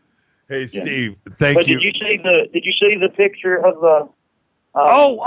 We gotta talk about that. Okay, so listen, everybody that's on hold right now, if I'm not picking up, call back. And sorry about this. I was going to start grabbing calls. Steve tweeted somebody. I think Les has got this picture ready to go. So Les, retweet it now. You sent us some pictures of your sighting, and this was in 2012. That was in 2012, Jimmy. Okay, tell me what I'm looking at. Well, what you're looking at is a triangular light that was on the bottom of a triangular craft that was solid black. That you can't see it in the picture. The craft itself, all you can see is the light. How big was it? It was big. It was, I think it was in August, late July or August, and it was real warm outside, and I was on the back deck of the house, and I just see this light coming up the valley, and I usually think that it was we have the Metaflight helicopter that flies from Bristol Hospital to Bluefield Hospital, comes up the valley, and I'm thinking that it's the Metaflight helicopter. And because it's moving about that speed. Right. And as I see it come up the valley, I'm watching it, and I'm like, in my mind, I'm thinking, man, I hope somebody's not hurt. It's been an accident because here comes the mid-flight. Right. And as it got closer and closer, I'm thinking, well, I should be hearing the thump of the helicopter. I should be hearing the rotors thumping in the air by now. And nothing. It's dead quiet. So I'm looking at it, and there's a really, really bright light, and I'm like, that's too bright to be, a helicopter. So it starts, and it's not going that fast. It's moving pretty slow. So I come back in the house, and I holler at my wife and my daughter. I said, grab the camera. I said, I think there's, something over the house. So we all three ran out the front door. And my daughter's actually who took the picture with her iPhone. And I grabbed my binoculars. And I'm looking at, and it's the mountain here is right at 3,500 feet, East River Mountain. And it was just barely above the top of the mountain. So I figure it was somewhere around 4,000 or 4,500 feet in the air. Right. So I'm watching it through my binoculars, and I'm just seeing this really, really bright triangular light. Well, as it got closer to the mountain, I was able, and I never saw the triangle at first, Jimmy. I saw the light reflect off the mountain back against the bottom of the craft through the binoculars, and I realized that I'm looking too close to the object with the binoculars. So I pulled my binoculars down, and that's when I could see this humongous triangle. When you say humongous, okay, when you say humongous, what are you saying 100 feet, or are you saying 1,000 feet? What is humongous? Probably 500-600 feet. On a side. From corner to corner, 500-600 feet. Wow. Massive aircraft. And my daughter, she takes the picture, and then she sees the craft, and she's gone. You think? She runs back in the house, gone. And then my wife, she's like, what is that? And then she turns and heads back in the house. And this thing is not moving 50 miles an hour, maybe 60 miles an hour. Not very fast at all. Did it look solid? It was solid. What I mean, it wasn't like inflated, like a triangle-shaped blimp or something. It was, solid. Solid. Wow. It was just pitch black. And if it wasn't for the light reflecting off of it, I would have never known that it was. I would have just seen the light because the light was so bright. Yeah, the light looks like, now, just so I can describe this for everybody, and if you want to look at what we're looking at, just go over to @JChurchRadio on Twitter right now, #DMRadioNet. Simple enough to do. Go do it. Look at these pictures. Now, this looks like the top of the triangle that we're looking at here, which is the light itself. At the top of it, that would be where the bottom of the craft is, right? Right. That's the start of the light coming from the center of the craft coming down. And is that is it like a searchlight? What is it doing? Is it looking at the ground? It was just shining down on the ground, and the light was. It wasn't so much a searchlight as it was just like an area light. It just illuminated everything. And you're saying as it was just passing over when it passed over the ground, and once it got closer to the mountain, that's when the light started bouncing back off the mountain, and I could see the craft. But it just had the whole ground lit up, bright as day. Right. It was the craft moving? It's a triangle. So was it moving in the direction of the pointed end of the triangle? Like that was the front of the craft, and it was moving. That was the front of the craft. Yep. Incredible. Were there any other lights on it? That was the only. There was no lights on the corners. That was the only light, on it at all, Jimmy. Any sound? No sound. That was it. No sound. No sound at all. Okay. There wasn't a hum. There wasn't nothing. Okay. Everything was dead silent. You know my next question. You listen to the show every single night. So here it comes. You're going to get it for yourself right now. Now that you've seen it, what do you think? Us or them? Us. Why? I just believe that 90% of what we see up there now is us. If I would have saw that in 1970, I would have said them. Right. But seeing it in 2012, I believe it's us. Now, who is allowing this to land? How is it kept so secret if it's us? Why? Because we're seeing them all over the place. I'm not saying that we're not seeing them. We are. Of course we are. Chase described the exact same thing that you saw the other day. in the same area where you are too as well. But doesn't this thing land somewhere? Isn't there an airstrip somewhere, an airport, an Air Force base somewhere where these things are sitting, and why aren't we seeing them? That's the only part that I find pretty fascinating, unless we have a way of disguising them and cloaking technology, and that we can't see them on the ground. You would think that Google Earth somewhere we would have a shot of one of these sitting on a tarmac. If it didn't have the light shining down, you would have never saw this craft at all. Wow. I mean, you would have had no idea that it passed overhead.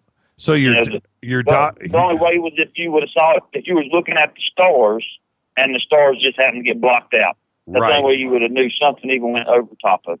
Now, this picture that we have here, this is the only one your daughter took that night? Right, and that's the zoomed-in picture of it. I had a better one, the original picture that I didn't zoom in, and you can actually see the half of the house, of my house, as it was flying over, and then I had zoomed it in, and I don't know what happened to the original. Oh, you need to go and get that. You need to go find it. She's got it somewhere on her iPhone. 14-year-olds, what do you do with it? That was my next thing that I wanted. I wanted to talk about the torture just real quick. Yeah, go ahead. Go ahead. And I wanted to say that to Mr. Anderson. And I respect his opinion on torture, and it shouldn't be done, and it's a bad thing that it goes on. But I want to present this question to you. Say you have a 14-year-old daughter, and a rapist, been out of jail for 6 months. Rapist and a murderer. Abducts your 14-year-old daughter. Knows that, he's been arrested, they caught him, and he's admitting that he's got your daughter somewhere. Yep. What do you think about torture now? That's right. That's exactly my point. That's exactly my point. That's exactly it. There are circumstances that it's needed. That's exactly my point. We need to all realize, let's just stop and take a deep breath. There's you know what? You remember when Chris Rock said this? I'm going to quote Chris Rock. There's a reason to push an old guy down some stairs. That's right. You just stop. There's a reason. Well, Jack Nicklaus said it best too in A Few Good Men. That we all live behind our gated communities or whatever, and white picket fences, but we cry about the manner in which the protection is given. That's the reason. Yes. Yeah. Absolutely. You're such a voice of reason, Steve. But that's, I just want everybody to realize nobody wants to do anything like that. We don't. But given the rights, if the facts are in front of you and you need to react and you need to get business done, you're going to do what you have to do. And you made a perfectly good point. Your daughter has been kidnapped and she's somewhere and you got the guy that did it. Well, that's it. That's the end of the story right there. I will find out where my daughter is. That's right. Give me 3 minutes with the dude and I'm going to find my daughter. That's it. That's the end of the story. That's the end of the story. Steve, you're the voice of reason, my brother. Hey, so end of it. And you think too, Jim, these people, these terrorists, and these bad people that are out there in the world doing bad, evil things to other people. When they get caught, they know what's coming. It's part of the game. It is part of the game. That's what they're doing. That's what they signed up to do. They know what's coming. That's it. Hey, Steve, real quick before I let you go, I've got a bunch of calls on hold. What's your favorite Christmas song right now? What is it? I don't like Christmas songs, Jimmy. I'm the Stooge. I'm the Grinch, brother. I'll talk to you, man. Have a great weekend. Be safe. Hey, Jimmy, thanks for the time, brother. You know it. Love you, brother. Have a good one. You're live on Fade to Black right now. Who's calling? Where are you calling from? Hey, Jimmy, this is Mark from Oregon. Hey, Mark. How are you? I'm doing great. Yeah, you asked for some ideas for some guests, and I had how about a mind control week? MK Ultra week? Absolutely. Get guests like Kathleen O'Brien on, or Senator DeCamp, or this reporter from Vice who did the report on Devil's Breath. Yeah, I saw that. That was actually pretty cool. And just talk about what it's really possible to make someone do against their will. And also, man, I just want to say how great all the Fadernauts are on Twitter. I mean, I've just made so many great friends on there. It's like instant acceptance. And Method did such a great job on your website and faders.org. And people need to go on faders.org, and they need to update their avatar and help keep the spam down, because Method's working really hard on that. Yep. And I just want to say, George Arruda, his writing there is just exceptional. Isn't it, though? Allison's, too. Well, and Allison Bell. Yeah, absolutely. Yeah. Everybody's writing is good. But it's funny because when you make friends with, and for everybody listening right now, okay, there are thousands listening to you and I talk right now. And they listen to the show, and the show ends, and they move on, and they come back the next night. But they hear us talk about Twitter. They probably don't, do it. Go over to Twitter and at JChurch Radio, hashtag DMRadioNet, come over and hang out with the Fadernauts and check out what's really going on. I'm telling you, I'm looking Twitter. I'm looking right now, Mark. Right now, I have 1,868 tweets since the start of the show. That's just me. Okay, now that's just me. That's not DM Radio Net. That's just at JChurch Radio. That's not everything else that's going on Twitter in TweetDeck. And it is a phenomenon. It is crazy. And it's fun, and everybody is really cool. And if somebody comes in and wants to be a knucklehead, they last about 10 seconds too, don't they? True enough. They find that suddenly their account just isn't working anymore. Yeah. It's just reported so quickly that boom, poof, they're gone. I go to look at some jerk, gone. Yeah, right, exactly. Gone. He's gone before I can even have time to catch up with Twitter and go look. Yeah, go ahead. I wanted to say about torture.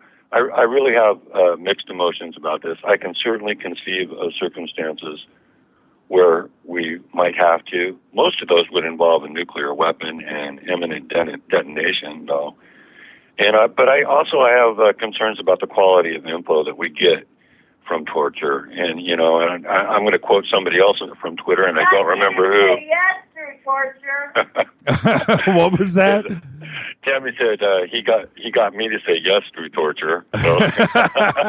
See, there's an example. It works. Exactly, it works.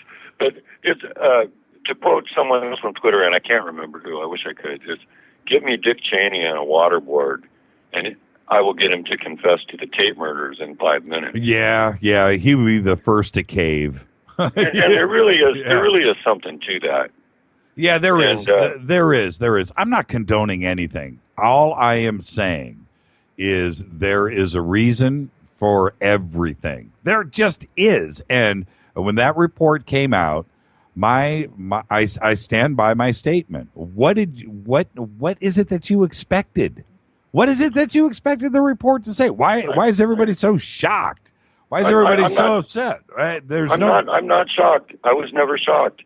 But I looked at the reasons that these things were put into place, and I've got to go clear back to the first bombing in 9/11, the one in the basement with the van, right, with Salim, who was an Egyptian security officer, and his dealings with the FBI. The FBI told him, here's some explosives, go recruit some terrorists. And he, not wanting to be set up as a patsy, recorded all of those phone calls. And thank God all of those phone calls were actually reprinted, some of the transcripts, in the New York Times. And Right. anyone can go to the archives and read those. Right. Because when people tell me that our government would never take part in the bombing of the World Trade Center, well, I tell you, go look at the first time. You're right. Right. You know, we don't have to suffer from cultural amnesia, and then, of course, Building 7. And even a bigger question, what happened to all the gold that was under the World Trade Center? Because apparently there was a huge robbery in progress at the time, or at least a massive sudden evacuation of huge amounts of gold reserves. And also Building 7 had a CIA station headquarters in there with a lot of records. Yeah, there's all of that. I've often thought about that, though. If you want to go mine for gold, that's where you head. You go right there. There's a lot of it. It just didn't vaporize into the atmosphere. I think most of it was gone. You think so? You think it was? I think so. There were trucks going in and out of there prior to that. Yeah, I've heard the same stories. Yeah, I've heard the same. And also, I got a really cryptic secret message from a secret reporter. He calls himself Sal Mondine from the Fade to Black news crew. Yep. And apparently he's going to message me next week on FADERNIGHT so I can give you his report for Operation Dragon Lady. Oh, God. All right, Mark. Hey. No. I know, sometimes you just know things, and I know that you definitely have a Barry White impersonation. You know what? And I've been waiting all week to hear your Barry White. You know what's funny? I'll do it next week, I promise. But I talk intentionally high. I do. I don't want to, John B. Wells, that's his natural voice. And mine is loud, boomy, and low. And it's just, I talk intentionally high so I don't sound like JBW. Hey, I think we should drag out the Barry White for another week as a teaser. Yeah, absolutely. I'm all for that. And I'll get off the phone. That's all right. Oh, you're and let funny. somebody else call in because there's just a little bit of time. You got it. Thank you so much, Mark. Give Tammy my best. Love you, Jimmy. Love give you Will back. my best. I'll Bye. talk to you. Bye-bye. Hi, you're live on Fade to Black. I'm taking these in order. You've been on hold for a while. Who's calling? Where are you calling from? It's Reverend Ed, brother. Who is it? Ed Miller. Oh, Ed. What's up, everybody? It's Ed Miller. Millar. Is it Millar or Miller? How do you say it? Well, it's so Millar, but it's Miller. Yeah. It goes way back to my grandfather. I don't know. I've often wondered that about you. I've often wondered. So it is Miller. We can go with Miller.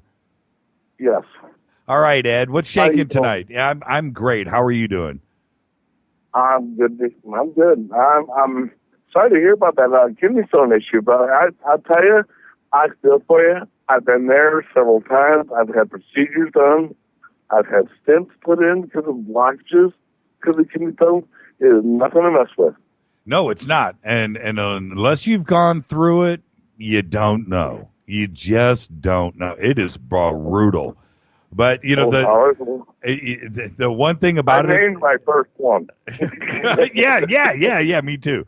But once you get through it once and maybe a second, you know that, okay, this is going to last for 3, 4, 5 hours, and it's eventually going to be over with. The first time, it's a pretty freaky experience. I thought I was going to die.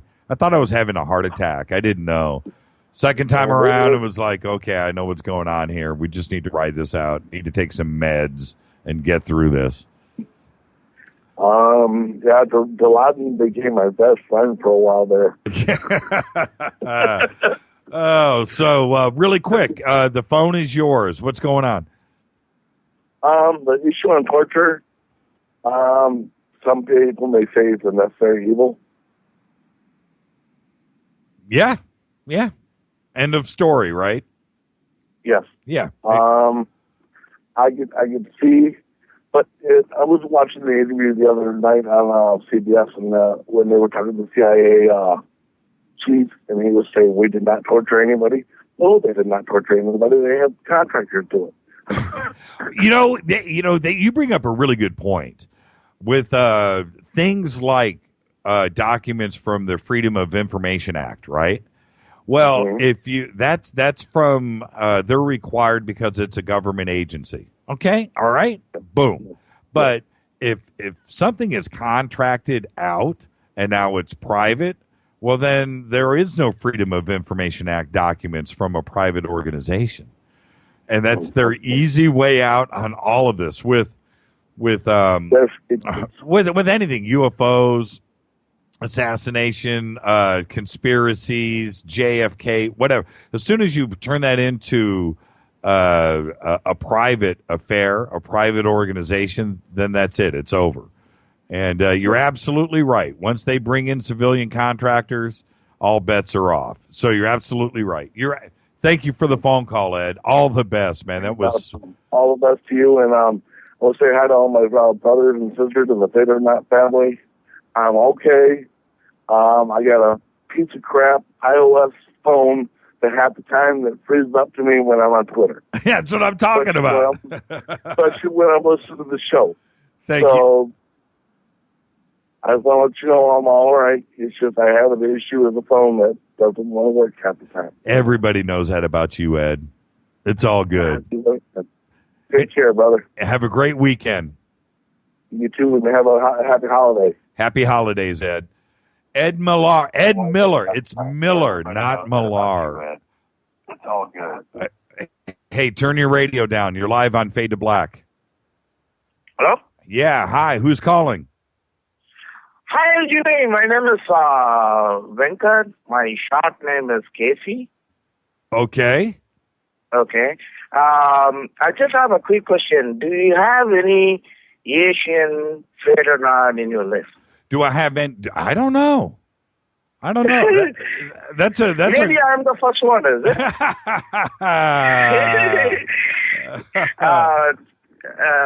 Jimmy,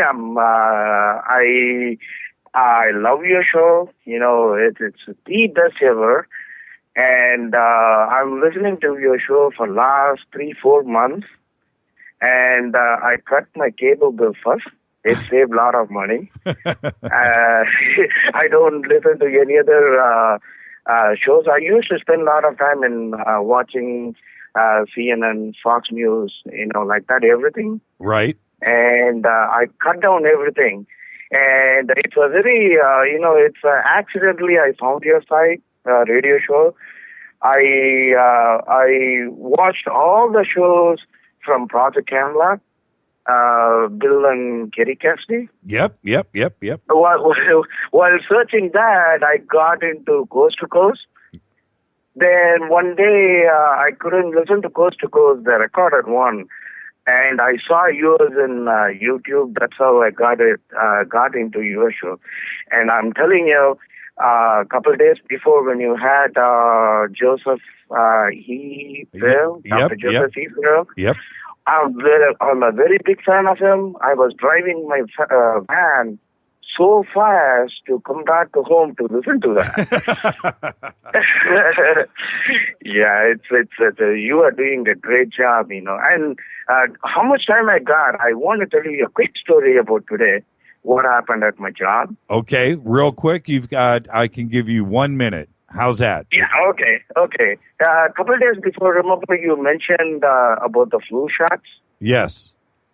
Yeah, today in one of our meetings, I work for a big university, and after the meeting, my boss told me that his daughter was admitted in the hospital emergency, flu-like symptoms, but she had the flu shots, and he didn't have it. And I told him, do you know about the flu shots are not going to work this year? And he said, yeah, my daughter mentioned that. And all the others in the room, they were asking, why you don't take it? And I said, I just kept quiet, and they were looking at me like, I'm doing something wrong. And I just want to pass them, go register in Jimmy Church Radio, you'll know the truth. Oh, man. Thank you so much. I don't want to take much time. I never miss your show, and thank you so much. Yeah, thank you so much. It was Casey, right? Yes. Casey, have a great weekend, and you call back anytime. Thank you so much. Oh, thank you, Jimmy. Right. Bye. Bye-bye. With that, man, okay, I just cleared out, and I'm going to take a quick, is it okay? I'm going to take a 2-minute break. Woo! Back to back to back to back to back. There was 3 415 numbers lined up. Call right back. I'll do you first in order right after the break. Stay with us. This is Fade to Black. I'm your host, Jimmy Church. I'll be back right after this. Stay with us.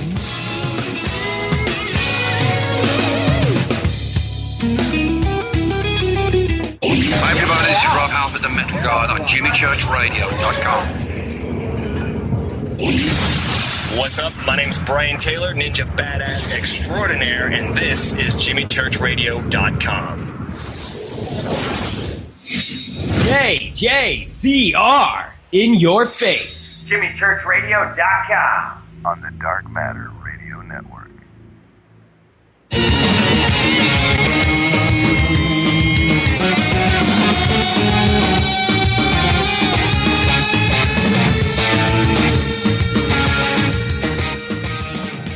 All right, Fade to Black. Oh, I had to get up and stretch my legs. Fade to Black, bespoke radio for the masses. Tonight is FADERNIGHT, 323-825-5045. That's the call-in number, 323-825-5045. And like I said, there was 3 or 4 415 numbers. Kind of weird. Oh, they're calling back right now. I'll get you guys next. Somebody beat you to the punch. Hi, you're live on Fade to Black. Who's calling? Where are you calling from? Call-in number. Hello, this is Jason Taylor. Okay, turn down your radio. Turn it down. Okay, I turned it off. Okay, who's calling? This is Jason from Vegas. Hey, Jason from Vegas. What is shaking, man? Is it all good? Yeah, it's all good. I just wanted to call and say, I love your show and everything. And I was wondering, have you ever heard anything about the Moragellans? Say that again? It's this thing called Moragellans. Are you talking about in France? No, it's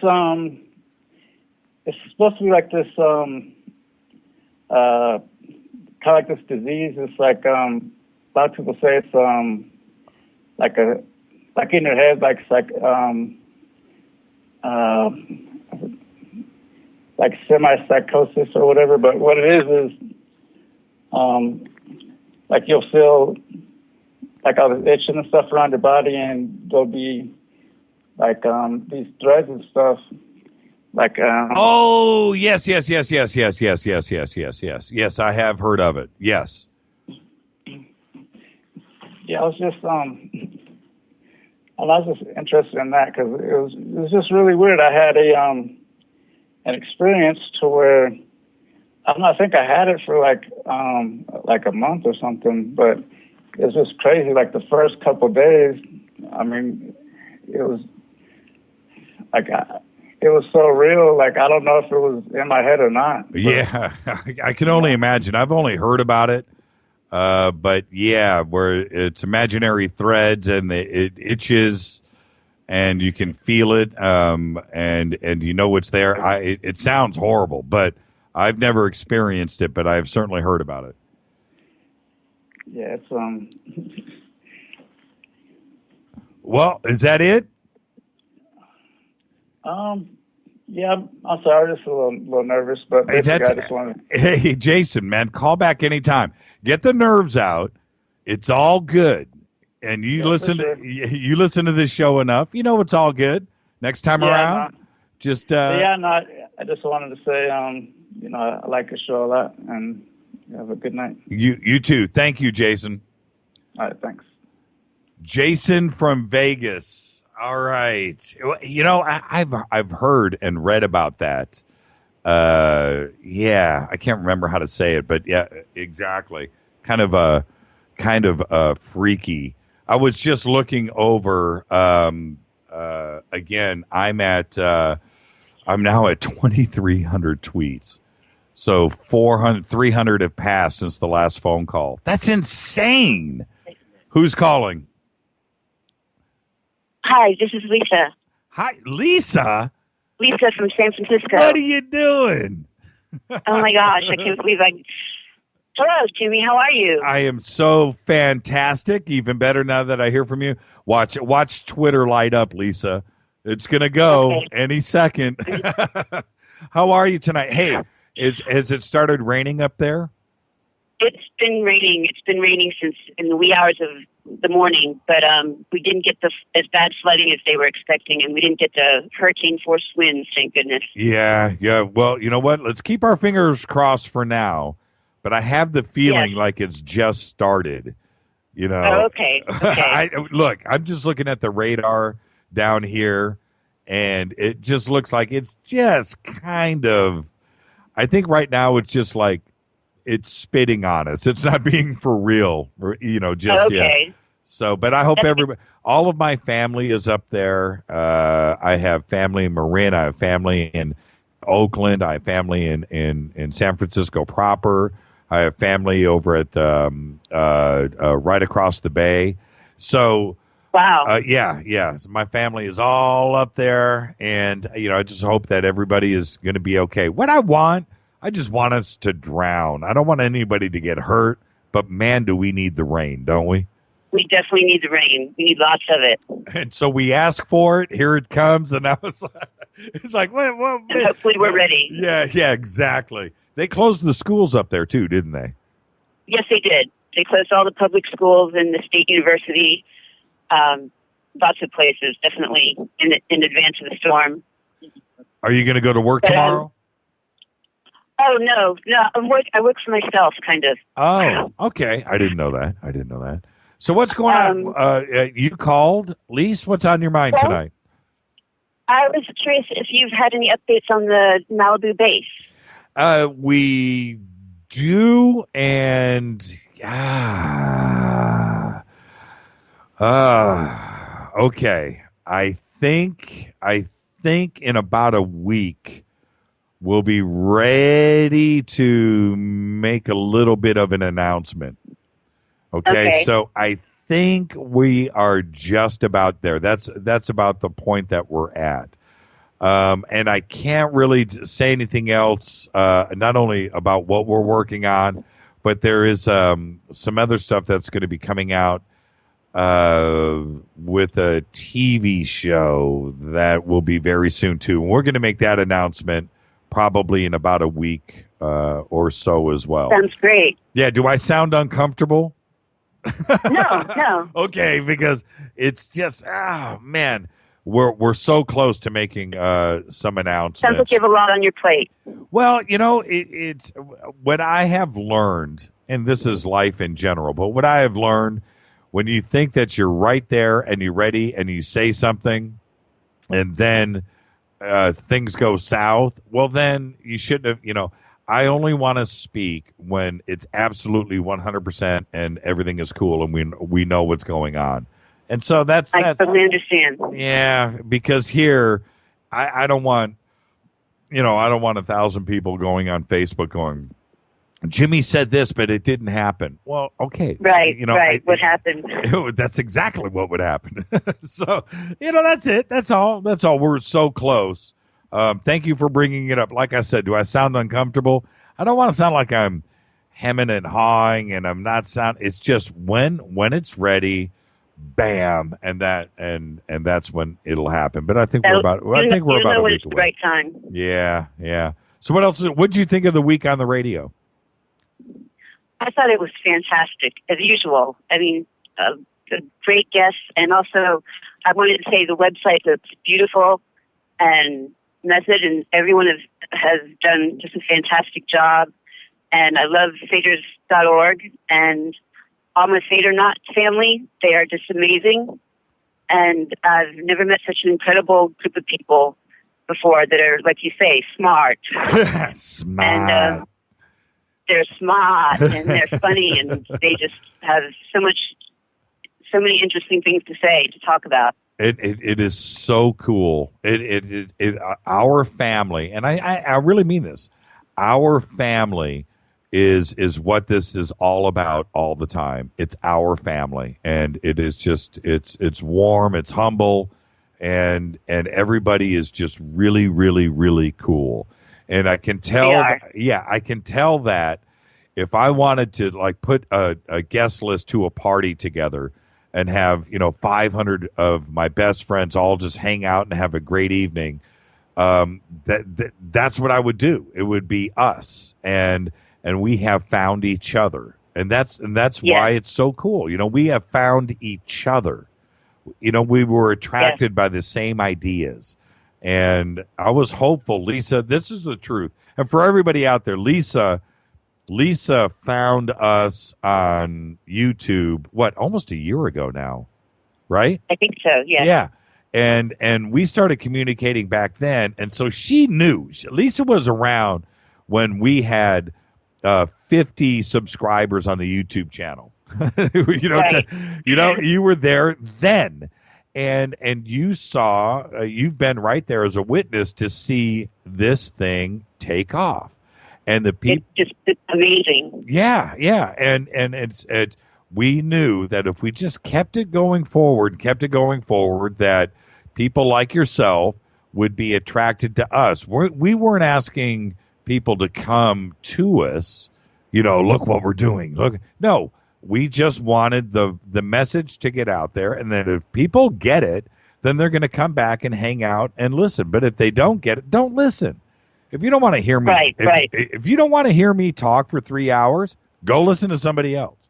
What was funny, and I used to watch you react to this on YouTube, but people would say these ridiculous things like, man, why don't you get straight to the interview? Why do you talk for 30 minutes? Can't you shut up? Can't you let... And I'm like, dude, that's not what this is. It's not a podcast. It's a live radio show. You're listening to the tape of the live radio show. And if you don't get... How can you not get that or understand what you're listening to? But... cooler heads prevailed, if you know what I mean. We just stick to it. Oh, yes. And the people that understand get it. And I just talked for 10 minutes. It's your phone call. Sorry about that, Lisa, but you get it. You understand. Oh, of course. Definitely. And it's been a pleasure and an honor to speak with you. You know what? The pleasure's all mine. And I feel like you and I have been friends forever. And, well, we kind of have. But you've seen this grow. You are one of the originals, and you've been there, and here we are. Next week is our 1-year anniversary. Can you believe it? I know. Happy anniversary. Thank you so much. Call me next week, and we'll talk officially on the 1-year anniversary. Okay, Jimmy. Sounds great. Thank you so much, Lisa. All right. Have a good night. You too. And I'll be listening. I know. You always have. Thank you, Lisa. Be safe up there. Bye-bye. That is Skater Girl Lisa. She has been with us since day one, and I am not kidding about that. Hi, you're live on Fade to Black. Who's calling? Oh, hi. You must have lost my number. It's Dino. Man. Well, you know what? What's funny, Dino, I had like 441. Oh, I just almost said that. Sorry about that, because you're a secret guy. But I had them all lined up in a row, and I just didn't know which one was going to be you. All right. Well, it's nice to talk to you. It's been a while since I talked. You pick the topic or the tweet deck. First thing from 2 weeks ago, I am not Jesse Ventura. However, we are the same age.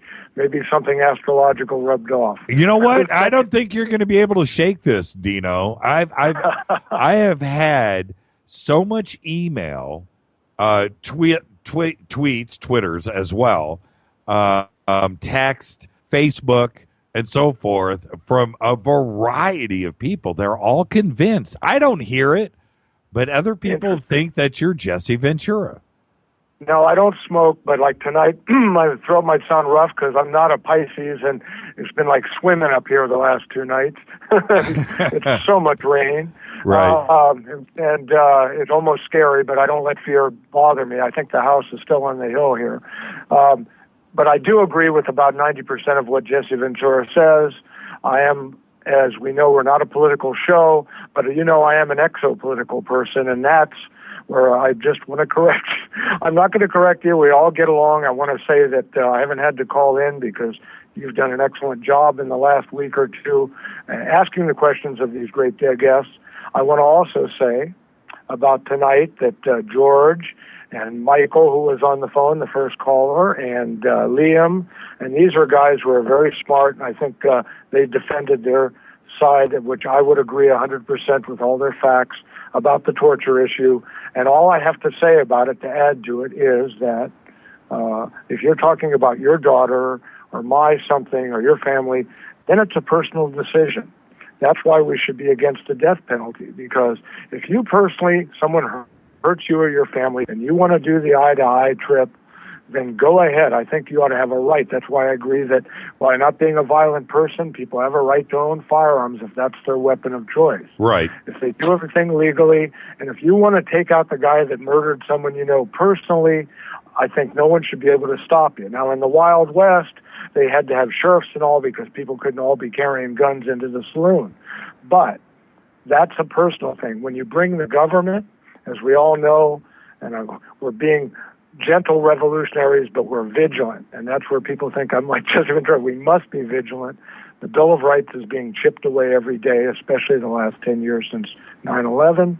Whether you believe it happened or not, anybody who listens to this show has to realize you can't be letting the government and the military do your dirty work for you. If you want to torture someone yourself, that's your business. I might be against it. But when you get the government involved, that is immoral, and that's not standing up to your own principles. That's all I have to say about that. That's fine. That's fine. And if you want to, so to move along, again, there are some, these are wonderful people we have on the FADERNIGHT here. Maybe we'll have a meetup sometime. Wish I had time, more time at fader.org. I do go there sometimes, but I'm busy. During the summer, I have more time. What else did I want to say? You definitely, are keeping this thing going. And I purposely have never asked you about Malibu, and Lisa did it because I want you to be safe and careful. And it's just a bad time to go diving in the winter Pacific Ocean right now. You got that right. I think you should have done it during the summer. But anyhow, you're getting that together. We don't want to talk about it because they're scrutinizing you. It's not only that, but I don't want anybody to get any ideas. Okay, I don't want anybody to preempt. I don't want anybody to mess with or anything like that. So it's kind of like Dino. I'll do the live. I'll announce it when I'm doing a live broadcast from a boat. When we're directly above it. That's when that's pretty much how it's going to happen. I'm not going to do anything else. We have a couple of things. Everybody that's on hold, stay on hold, by the way, if you can hear me. There are a couple of things that we're working on right now that are substantial. They're huge. They're big. And I would love to share it with everybody. We can't. But once we make the announcements, everybody will get it. Everybody will understand. And Rome wasn't built in a day. And we just have to do everything one step at a time. But we've got some pretty exciting things that we're getting ready to announce. And I can't wait. I can't wait. And this is just as important to all of us in Faderland here as the full disclosure movement, which I wanted to just mention about that, even those who don't agree that it will happen. Just the fact that I think we've been shaking it up the last month with the tweets and the emails, and Stephen Bassett's actually gotten some mainstream media time. I think that we might be shaking some things loose. I mean, look at all this stuff that's coming out. Yeah. I woke up this morning and I had 2 missed calls from Bassett, and I was like, "Wow, okay, all right." So I get up, shake off the cobwebs, and brewed some coffee, and I called him back, and so we're going to have him on next week. And, there's some things cooking, and it was really good to hear from him today. You're absolutely right. And Walter is wrong. I just happened to see a tweet go by. He said that when I don't call in, that you're doing a good job, and when I call in, you're doing a bad job. No, I'm just trying to add to the discussion for things that you I see it. I see it. It's right here. Yeah. No, and I love all these people, and I'll meet Lisa someday. I guess she's not far away, and some of these. And Nancy Nurse did sound hot. I hope I didn't offend anybody. Wow. Hey, Dino. But she's got brains. She does. And, she got me through it. Hey, Dino, just stay dry over the weekend. And, Okay, a couple of things before I'll go. I'm sorry, but I haven't been on for a while. I think I sent you an email. I'm not going to say much about it. This individual came up to me at work unexpectedly. I'll let this individual, I told him to call in, and has had sightings, has had a Men in Black experience, was referred to me apparently through a mutual colleague that I had. And if this gentleman calls in, I can vouch. I don't know, I know who he is and all that. All I can say is that he works I won't say who he works for unless he wants to announce it, but he's a professional. And I was very surprised. He kind of recognized me and he said, I've heard your name somewhere. And I told him about the program. I gave him the email. He works nights sometimes, but if he calls in, there'll be an interesting story. And finally, before I check out, you're working on Dan Aykroyd. William Hall, I haven't heard. I don't think, ever had him on your program, the Tall Whites. Yep. And so I'd like to request him again. And Carrie Cassidy, of course, is always welcome back because she has so many resources that she can tell us about. But I've also learned about the anthropology, too. So I've been learning as well as being entertained. Thank you so much, Dino. Be safe up there, man. It's going to be rowdy for the next couple of days, but just be scary. safe. I didn't sleep well last night. I have a big tree over me, but we'll work it out. I'll talk to you, Dino. Thanks so much. Have a great, safe weekend.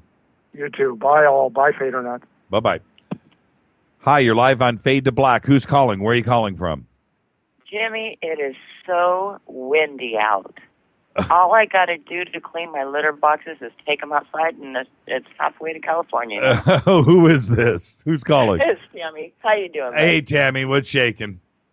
Oh, nothing. Just Mark, he really excited to talk to you. He loves your show. So the other night when I did the other joke, I had to hang up because I thought you might have been tracing us. Everybody laughed about that. It was kind of funny. Everyone's like, "Is that did Tammy just say that for real?" And yeah, I was like, he didn't even laugh. He doesn't have a sense of humor. What? And then I've been watching WoWo, and your wife is amazing. Yeah, she's the best. She's the best. I wouldn't say that. She's the best. No, I have to say that. I'm not into women, sweetie, but she's absolutely amazing. Yeah, she is amazing. So, so what's going on? What's going on, Tammy?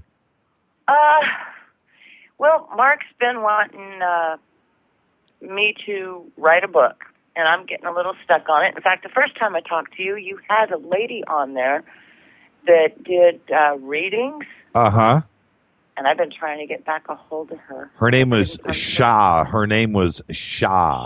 You know who, I'll just do this on Twitter right now. Shah was a friend of one of the FADERNIGHTs. So I'm saying this now out loud. Everybody, put Tammy in touch with Shah. Whoever turned me on to Shah. Now, I do have her email and everything here, but we can do this literally in real time on Twitter. So by the time... that'd probably be faster. Yeah, by the time you and I are done talking, it's already going to be done. You know that.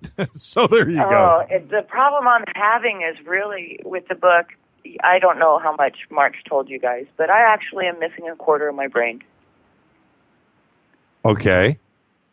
The rest of it is got bullet pieces in it. The part I'm missing is the lower right. Really? And I'm not even supposed to be able to talk, walk, think, you name it. Well, you're doing a pretty good job. I know. I've called scientists and I've asked them. I said, you guys keep studying dead brains. I'm missing a quarter of my brain. While I'm alive, do you want to study it? Do you want to actually see why I'm still able to do these things when over 80 years ago you guys said that this part of the brain controls my functioning, my thought, my everything, my mobility. And I've gotten nothing but no's. And it's really breaking my heart, seriously. And because I just lost a really good friend that I'd known since she was 2. Her mom and I went to the school to brain cancer in the lower right side of the brain. That's how my daddy died. And they keep telling me no because they can't find anybody else alive with my same condition to compare my actions to theirs. Right. Hey, Tammy, really quick. It's been tweeted like 3 times. Okay. Bob and Ken, hold on. Bob and Ken Lipson. Look at Ken Lipson's tweet. I'm going to retweet it now. Thank you, Ken. Yeah, Shaw Blackburn and at Loon Witch. I'm retweeting it again. And there you go. Bob just retweeted his tweet. I'll retweet that. And the reason I'll be right in there. Mark turned off the radio and sat next to me while he talked to you, and then he made me come all the way in the back room again. well, you know how many tweets fly by here. So by the time we're done, it's already going to be about 50 tweets down. But so there's 3 of them right in a row. Copy and paste. Yeah, there you go. Oh, Nancy Nurse just retweeted the retweet. So there you go. Thank you, guys. You're all great. Thank you so Love much, out. Tammy. Give my best to Mark. All right. Well, okay. Is that it? Bye. Okay. Yeah, that's it. There's other people wanting to talk to you. You got it. Thank you so much, Tammy. You guys All be right. safe up there. All right. Bye. Bye-bye. Oh, okay. Thank you so much, Tammy. Let's take 5. We'll reset all the phone calls. This is Fade to Black, bespoke radio for the masses. Tonight's Fader Night, open lines. 323-825-5045. 323-825-5045. You can Skype in Fade to Black 14. I'm your host, Jimmy Church. We are only on the Dark Matter Radio Network. Stay with us.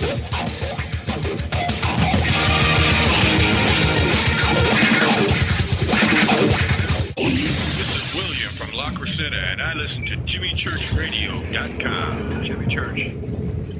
My name is Alan, and I listen to JimmyChurchRadio.com. He's always giving it to you straight. JimmyChurchRadio.com. On the Dark Matter Radio Network. Hi, this is Rob Reiner from Anvil, and you're listening to JimmyChurchRadio.com. What's up? I'm Chris. What up? This is Kyle Massey, and you're listening to Jimmy Church Radio, The Revolution.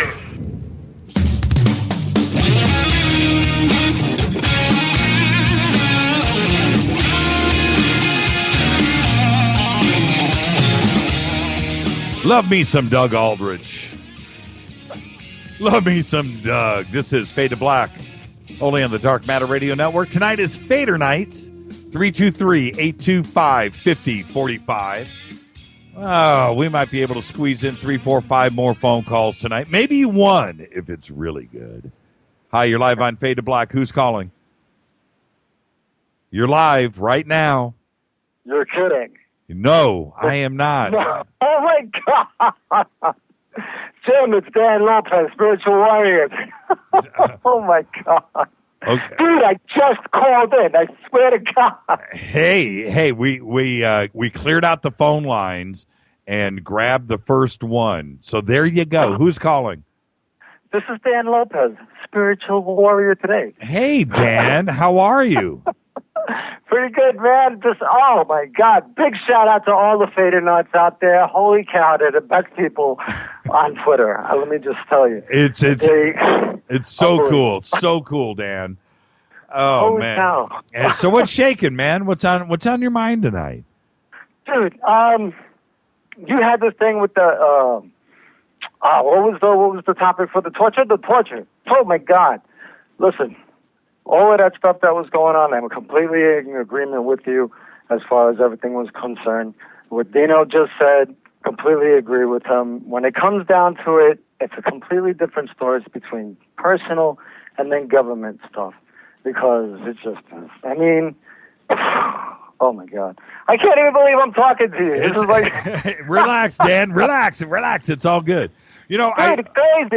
Go ahead. I'm sorry. Well, I said at the beginning, I'm going to stir the pot when I talk about this because I think the media and there are other things in play when it comes to this report and how it was released and everything, and they're looking for reactions out of people. But I think the bottom line when it comes to all of this is, and I'm serious, what did you expect? What did you think was going to be in that report? Really? So just save it. Just save it because what? You're afraid of the truth? That it actually happened. Well, so what? I mean, that's it. What did you expect? That's it. That's the end of the story. Well, it's all a part of the propaganda, Jimmy. That's what I'm saying. That's what I'm saying. That's all of it is. Social engineering. The whole thing is all about social engineering. Thank you. The whole thing, especially like with everything that went down in St. Louis and everything like that, with the cases and then the thing in New York, all this pumping up and everything, getting everybody all riled up before the jury even broke the news. That's right. And then they saved it all the way until they never do it at night. So they put it at night. When? Why? So they can do all this kind of stuff. Yes. It doesn't look, you can't see it. Yes. Because it's dark out.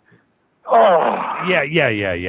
You think it was coincidence that two of these cases, as bad as it was and as wrong as it was, not at all, but just came out 2 weeks apart like that? Not at all. And it's not like those are the only ones that happen. No, it happens all over the place all the time. Yeah. Picked.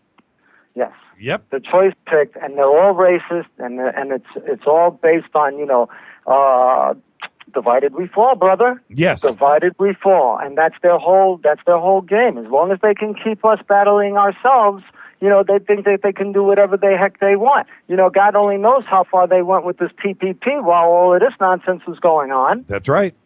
The ball was, they just changed hands. Don't watch what's going on in this hand. It's an illusion. Yep, you're absolutely right. You're absolutely right. And I know the way that I sound sometimes, that I'm a little soft, that I don't get it, and I don't understand. Look, I'm telling you how it is. And when to be white in Los Angeles, you are the minority. Let's make this point perfectly clear. But also, there are so many. It's so culturally mixed here, and it's so wonderful. Asian, Mexican, African American, Korean, Muslim, New York right? City. It's the exact same thing. Up and I was Spanish. It was a rainbow community, and it's everybody great. Was, yeah. And so, don't tell me. Here in Los Angeles, we don't want. We all get along, and it's all great. It's wonderful. It's awesome. And when you have this stuff pushed down our throats, you know what? I think that one of the reasons why we haven't had really big demonstrations and a lot of, you know what? It's because we all want to get along. And Washington is pushing the wrong buttons right now. They're trying to push that on us when, you know what? We don't have those racial issues that we had so many decades ago. It's not that kind of party today. The other thing is because the community is not the same community like when it was during Kent State, when it was all the stuff. That's exactly right. Stuff like that. We are aware of the history of what happens when the government comes in and martial law gets thrown in. We're not dumb anymore. We're not as blind as we used to be, thinking that the government is the be all end all and duck and cover. If they tell you it's the government said it. You got to trust them. That's nonsense. Everybody knows it. It's nonsense. 90% of America is like already up to the point where it's like you can't believe a word they're saying. That's it. Dan, but you're exactly right. And I think that you're miles away from me right now. But your community is the same as it is here, as it is in San Francisco, as it is in Miami. Go to Miami. You want to see cultural? It's everything is all over the place there. And look at Chicago.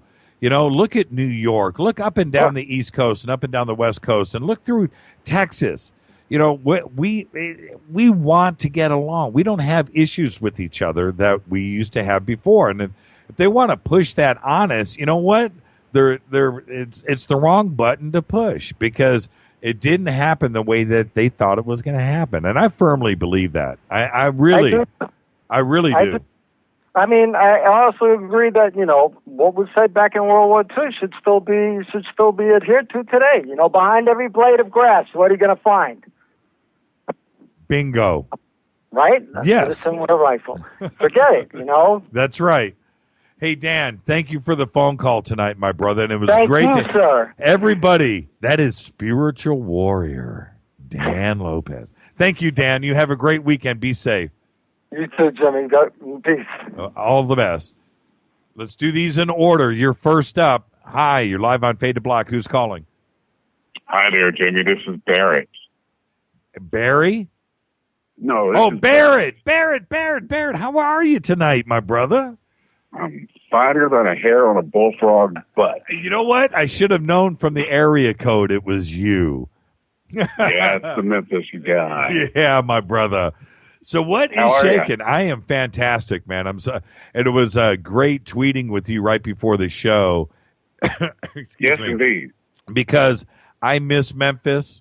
I love Memphis. When people talk about, I don't know how long you've been there, and I know that you're in radio yourself, but Memphis is one of the coolest, warmest, unbelievable communities that we have. They're all over the United States, but Memphis stands out. Memphis is a very unique place, and I really miss it. I think about it all the time. And everybody out there listening, it is. Yeah, everybody listening to me right now, trust me, I miss Memphis. And the people that are in Memphis, this is their attitude: don't move here. Don't listen to Jimmy. Memphis sucks. They want to keep, they want to keep that. They just want to keep that little warm little Shangri-La to themselves. Well, you know what? Everybody moved to Memphis, man. Memphis has got it going on. So what's going on tonight? You have your own radio show right now. What do you do? No. Actually, I did morning radio up in Providence for a bunch of years. And I was lured down here to start up a new radio station back in '93. Oh, I got you. And did that for a while and had to say goodbye to that. But no, now I'm retired. Spend most of my time on my sailboat. Long story. It's a few hours drive from here, but I'm just enjoying life, enjoying the FADERNIGHT Nation. Oh, thank you so much. Shout out to everybody. You guys are great. Barrett's got the pipes, doesn't he? My goodness, Lord, you need to start doing some voiceover for us. So now you're a radio vet, and you and I were talking about this earlier. What do you think about Fade to Black? Do you think we're on the right track there, Barrett? Absolutely. It's something that that was my transition to IT. I was actually a computer science major. And IT's always been my thing. I left radio and went to work for the evil Microsoft.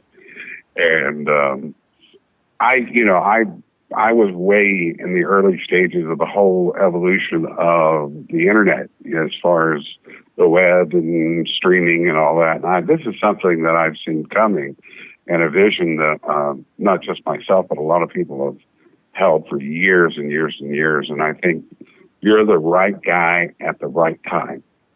Thank you so much. That's what we believed, and we had our opportunities to. And when I say we, this is a team effort here. I'm just the guy on the microphone, but we had the opportunities to do terrestrial radio. We had our offers, and to go out and do that.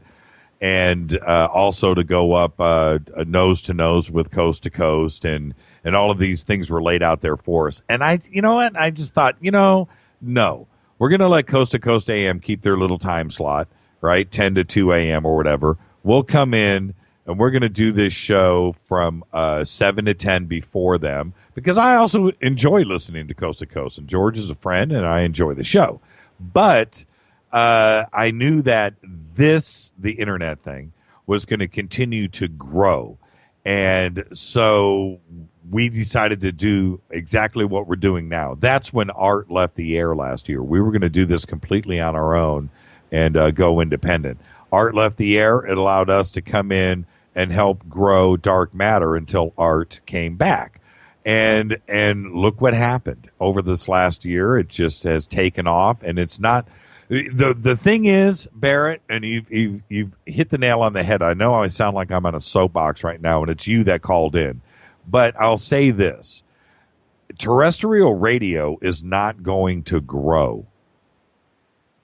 Okay? It's done. It's gone in its direction. The internet radio and this format is going to continue to grow. This is the future. Well, and the gorilla in the room is the fact that you don't have to worry about the FCC. The man. And makes all the difference. It does. It makes all the difference. And how many years from now do you think that you will not be able to buy a radio in your car? Okay, brand new car. You're car shopping, and how many years away do you think we are from that? Pretty soon. I probably can, and there'll be an option with a little afterthought button over on the right hand side that says AM FM. Right. For the hangers on. It'll sort of be like, the slow death of newsprint. Yeah, I think you're being nice when you say 10 years. Yeah, maybe. Yeah, because with everybody else right now, it's a USB port that is available on every car. It's on all of my cars, a USB port, and you're plugging in your phone, and your internet is right there. Your iHeartRadio, all of your podcast or anything that you want from the internet is all right there now. How many people if you're acclimated to doing that? How many people actually go back and turn on the radio? They don't. Well, that's it. I mean, I have a radio on my boat, and inevitably, I cannot tell you how many times that I have spent out on the hook with my phone plugged into the radio with Jimmy Church Radio, the stars at night, and it's magical because it's dark, it's beautiful. And that's where we're headed. And it doesn't matter if you're in your car, on your boat, sitting at home. This is where we're going to be. And you're right. 10 years is probably generous. Yeah, you're being generous. And the next time you're on your boat at night listening to this show, I want you to picture this as you listen to the show, because this is the reality. I am in a studio that's in a bunker that has no windows. The lights are off, it's dark, and it's just me by myself. The producers and everybody else are outside of this room. I sit in here alone. I am one-on-one with you in the dark. How cool is that? You know what I'm saying? I've got to tell you, here I am. I'm sitting in my living room in the dark. I've got tuned-in radio on my 50-inch plugged into my surround sound, sipping on my herbal tea, and it's just like you and I are in the room together. That's what I'm talking about. Barrett, that's exactly why we do this show. Thank you so much, man. I can't wait to... Thank you, my friend. And I will place an order. You're going to have to send me out some barbecue on dry ice. I'll talk to you. Oh, count on it. Okay, you got it, Barrett. Thank you so much. Be safe. Thank you, brother. Bye-bye. Bye-bye. Barrett from Memphis, Tennessee. Hi, you're live on Fade to Black. This is Fader Night. Who's calling? Hi, Jimmy.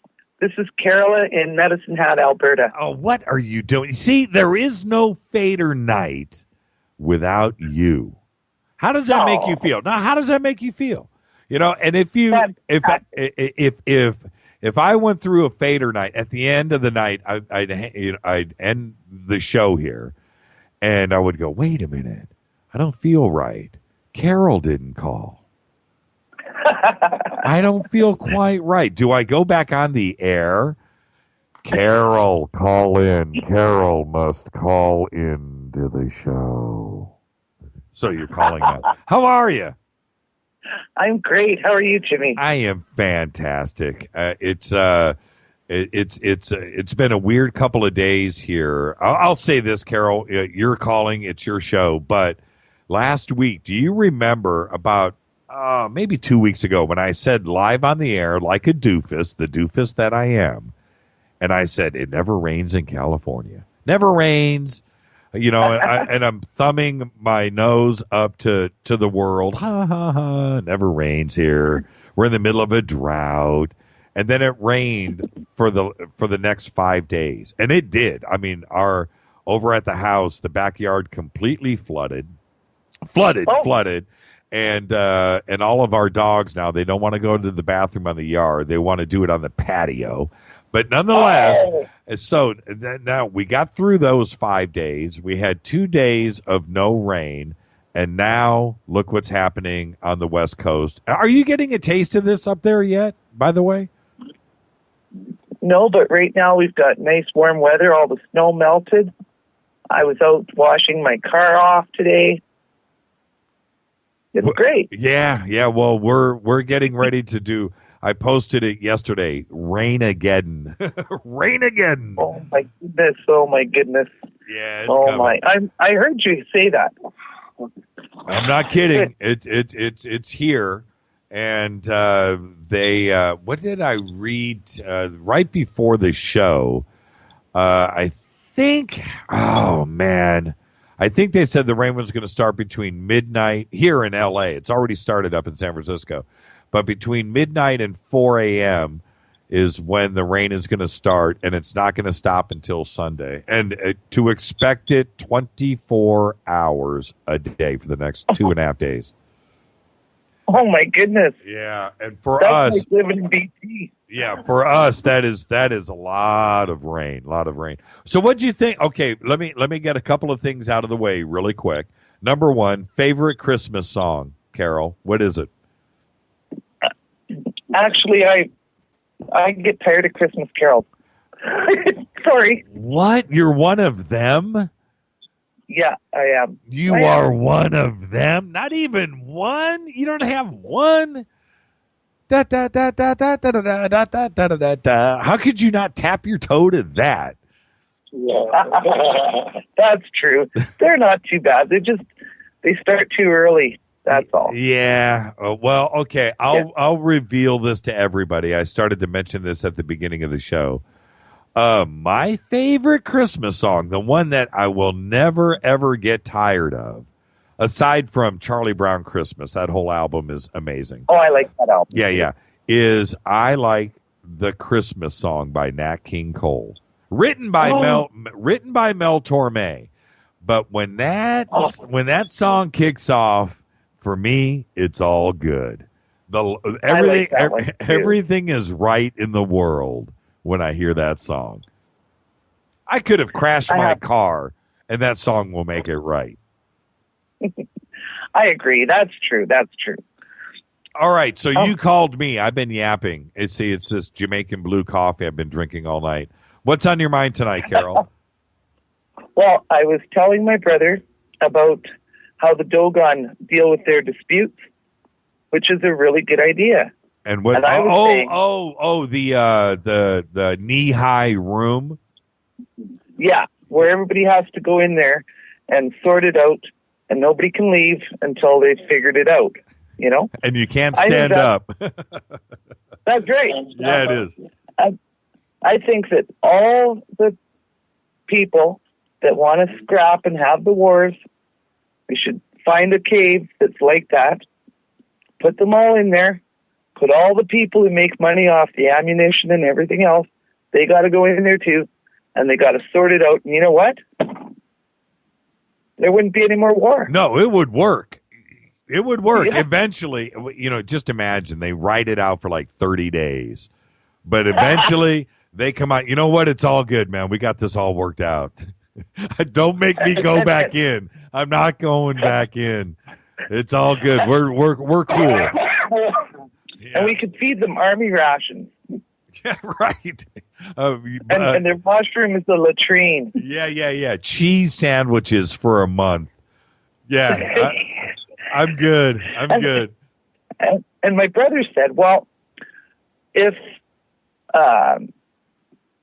someone comes in here and wants to kill us, we'll try to kill them. But he's not going to go over someplace else and kill somebody just because someone else said that's what you should do. And he said, if everybody thought like that and nobody went over to fight a war somewhere, what would we have? Peace. Yeah, exactly right. I'm so with you on that. Unfortunately, you're exactly right. Unfortunately, there's always another guy out there going, no, you're not. But if we got everybody on the same page, could you imagine how cool life would be?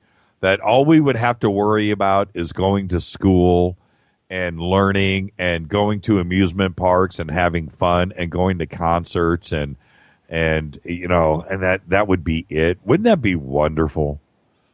Yeah. I would love that. Yeah, John Lennon was right, wasn't he? He was right. Yeah, he absolutely. was right. Carol, thank you so much. Thank you so much. We're at the end of the show. You're the last call tonight. Thank you so much. You're kidding. No, that's it. We're at the end. I got to bring in Les, the closer. Okay, well, I'm going to say good night, world. Good night. Carol says good night, world. Thank you so much, Carol. Be safe up there. Thank you too, Jimmy. Bye-bye. Bye. Les, the closer, following Carol. How are you? Good, my brother. How are you doing? It's the end of another wonderful week here.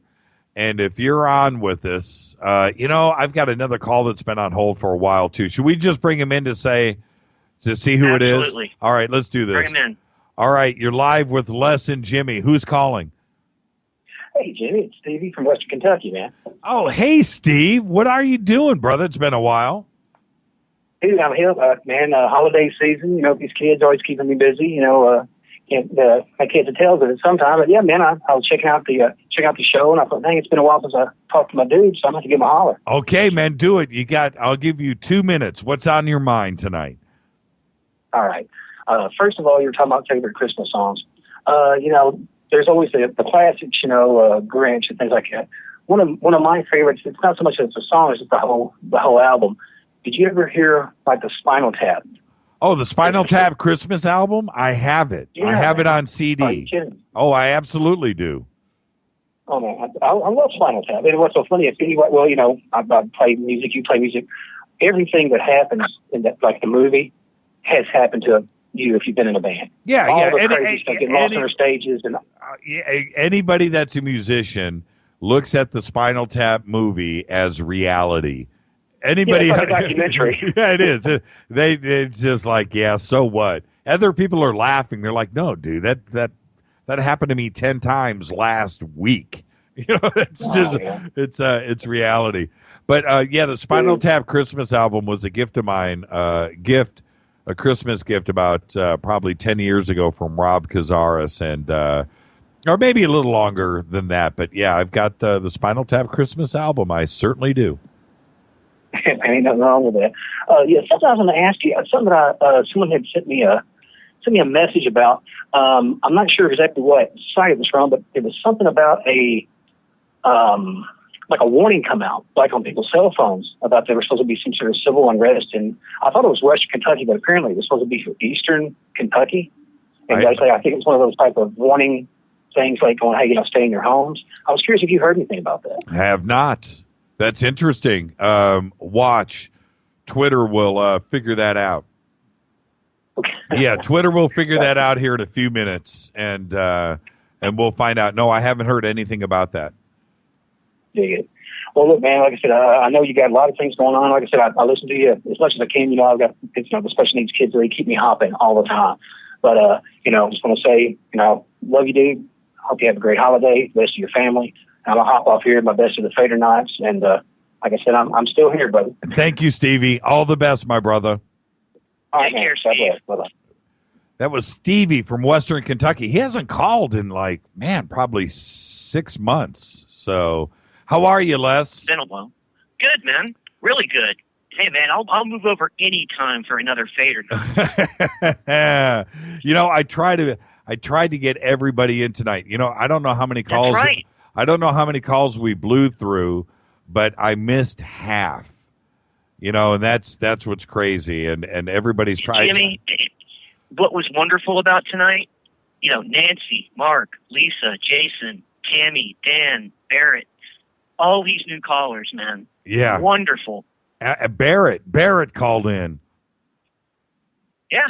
Exactly. I mean, what the heck, man? That's great. Took them long enough. Too much. And what a great week we had here on the show. And I just think about when we came off of last week and the week before that, I was thinking to myself and everybody here, yourself included, how do we top that? and we come off a week like we did this week. It was I don't want to belittle any other week that we've had here, but what a week that we had on Fade to Black this week. It was just unbelievable. You know, it's funny, Jimmy. The caliber of your broadcasts have just, I don't know what it is, maybe in the past month, have just gotten so much, you know, I don't want to call, you know, you are a professional, of course, and, you know, I hope you take this the right way when I say it, they sound so much more professional. It's like you're hitting your stride, and that's why you make it a great show. And that's why we follow. Well, we all follow because we want to be enlightened, awake people. But you know, you make the show, Jimmy. Well, you know that, right? I'll say this, Les. If you were here for 3 hours with Joseph P. Farrell instead of me, it would still be great. It's the guest. Man. Okay. All right. I don't know because it's you know, you may be right. I'm saying you may be right, but I got to tell you, I'm just the guy in the microphone. And that's the way that I look at it, man. You may be the guy on the microphone, but you're still family, and we still love you, and you're the one who we come to listen to every night. Well, you know what? I'm so humbled. And with that, I'll say this: are you ready? I am ready, sir. Let it rip, Tater Chip. Jimmy would like to thank all the callers who called in tonight. Stay tuned. Coming up next is Night Watch, followed by Spooky South Coast. Special thanks to Keith Rowland and Art Bell. Paid to Black executive producer is Rita Kamurian. Special thanks to me, LJ3, Renee, and Jonas. Announcers are Steve Harder, Gene Bateau, and Mark D. Kovar. Faded by Dale. Webmaster is Method of Signaling. Music by Doug Aldrich. Intro by SpaceboyMusic.com. Fade to Black is produced by KJCR for the Dark Matter Radio Network. And with this, we are out of here. Everybody have a great, safe weekend. Les, be safe out there, my brother. Be safe, brother. Good night. Good night. See ya.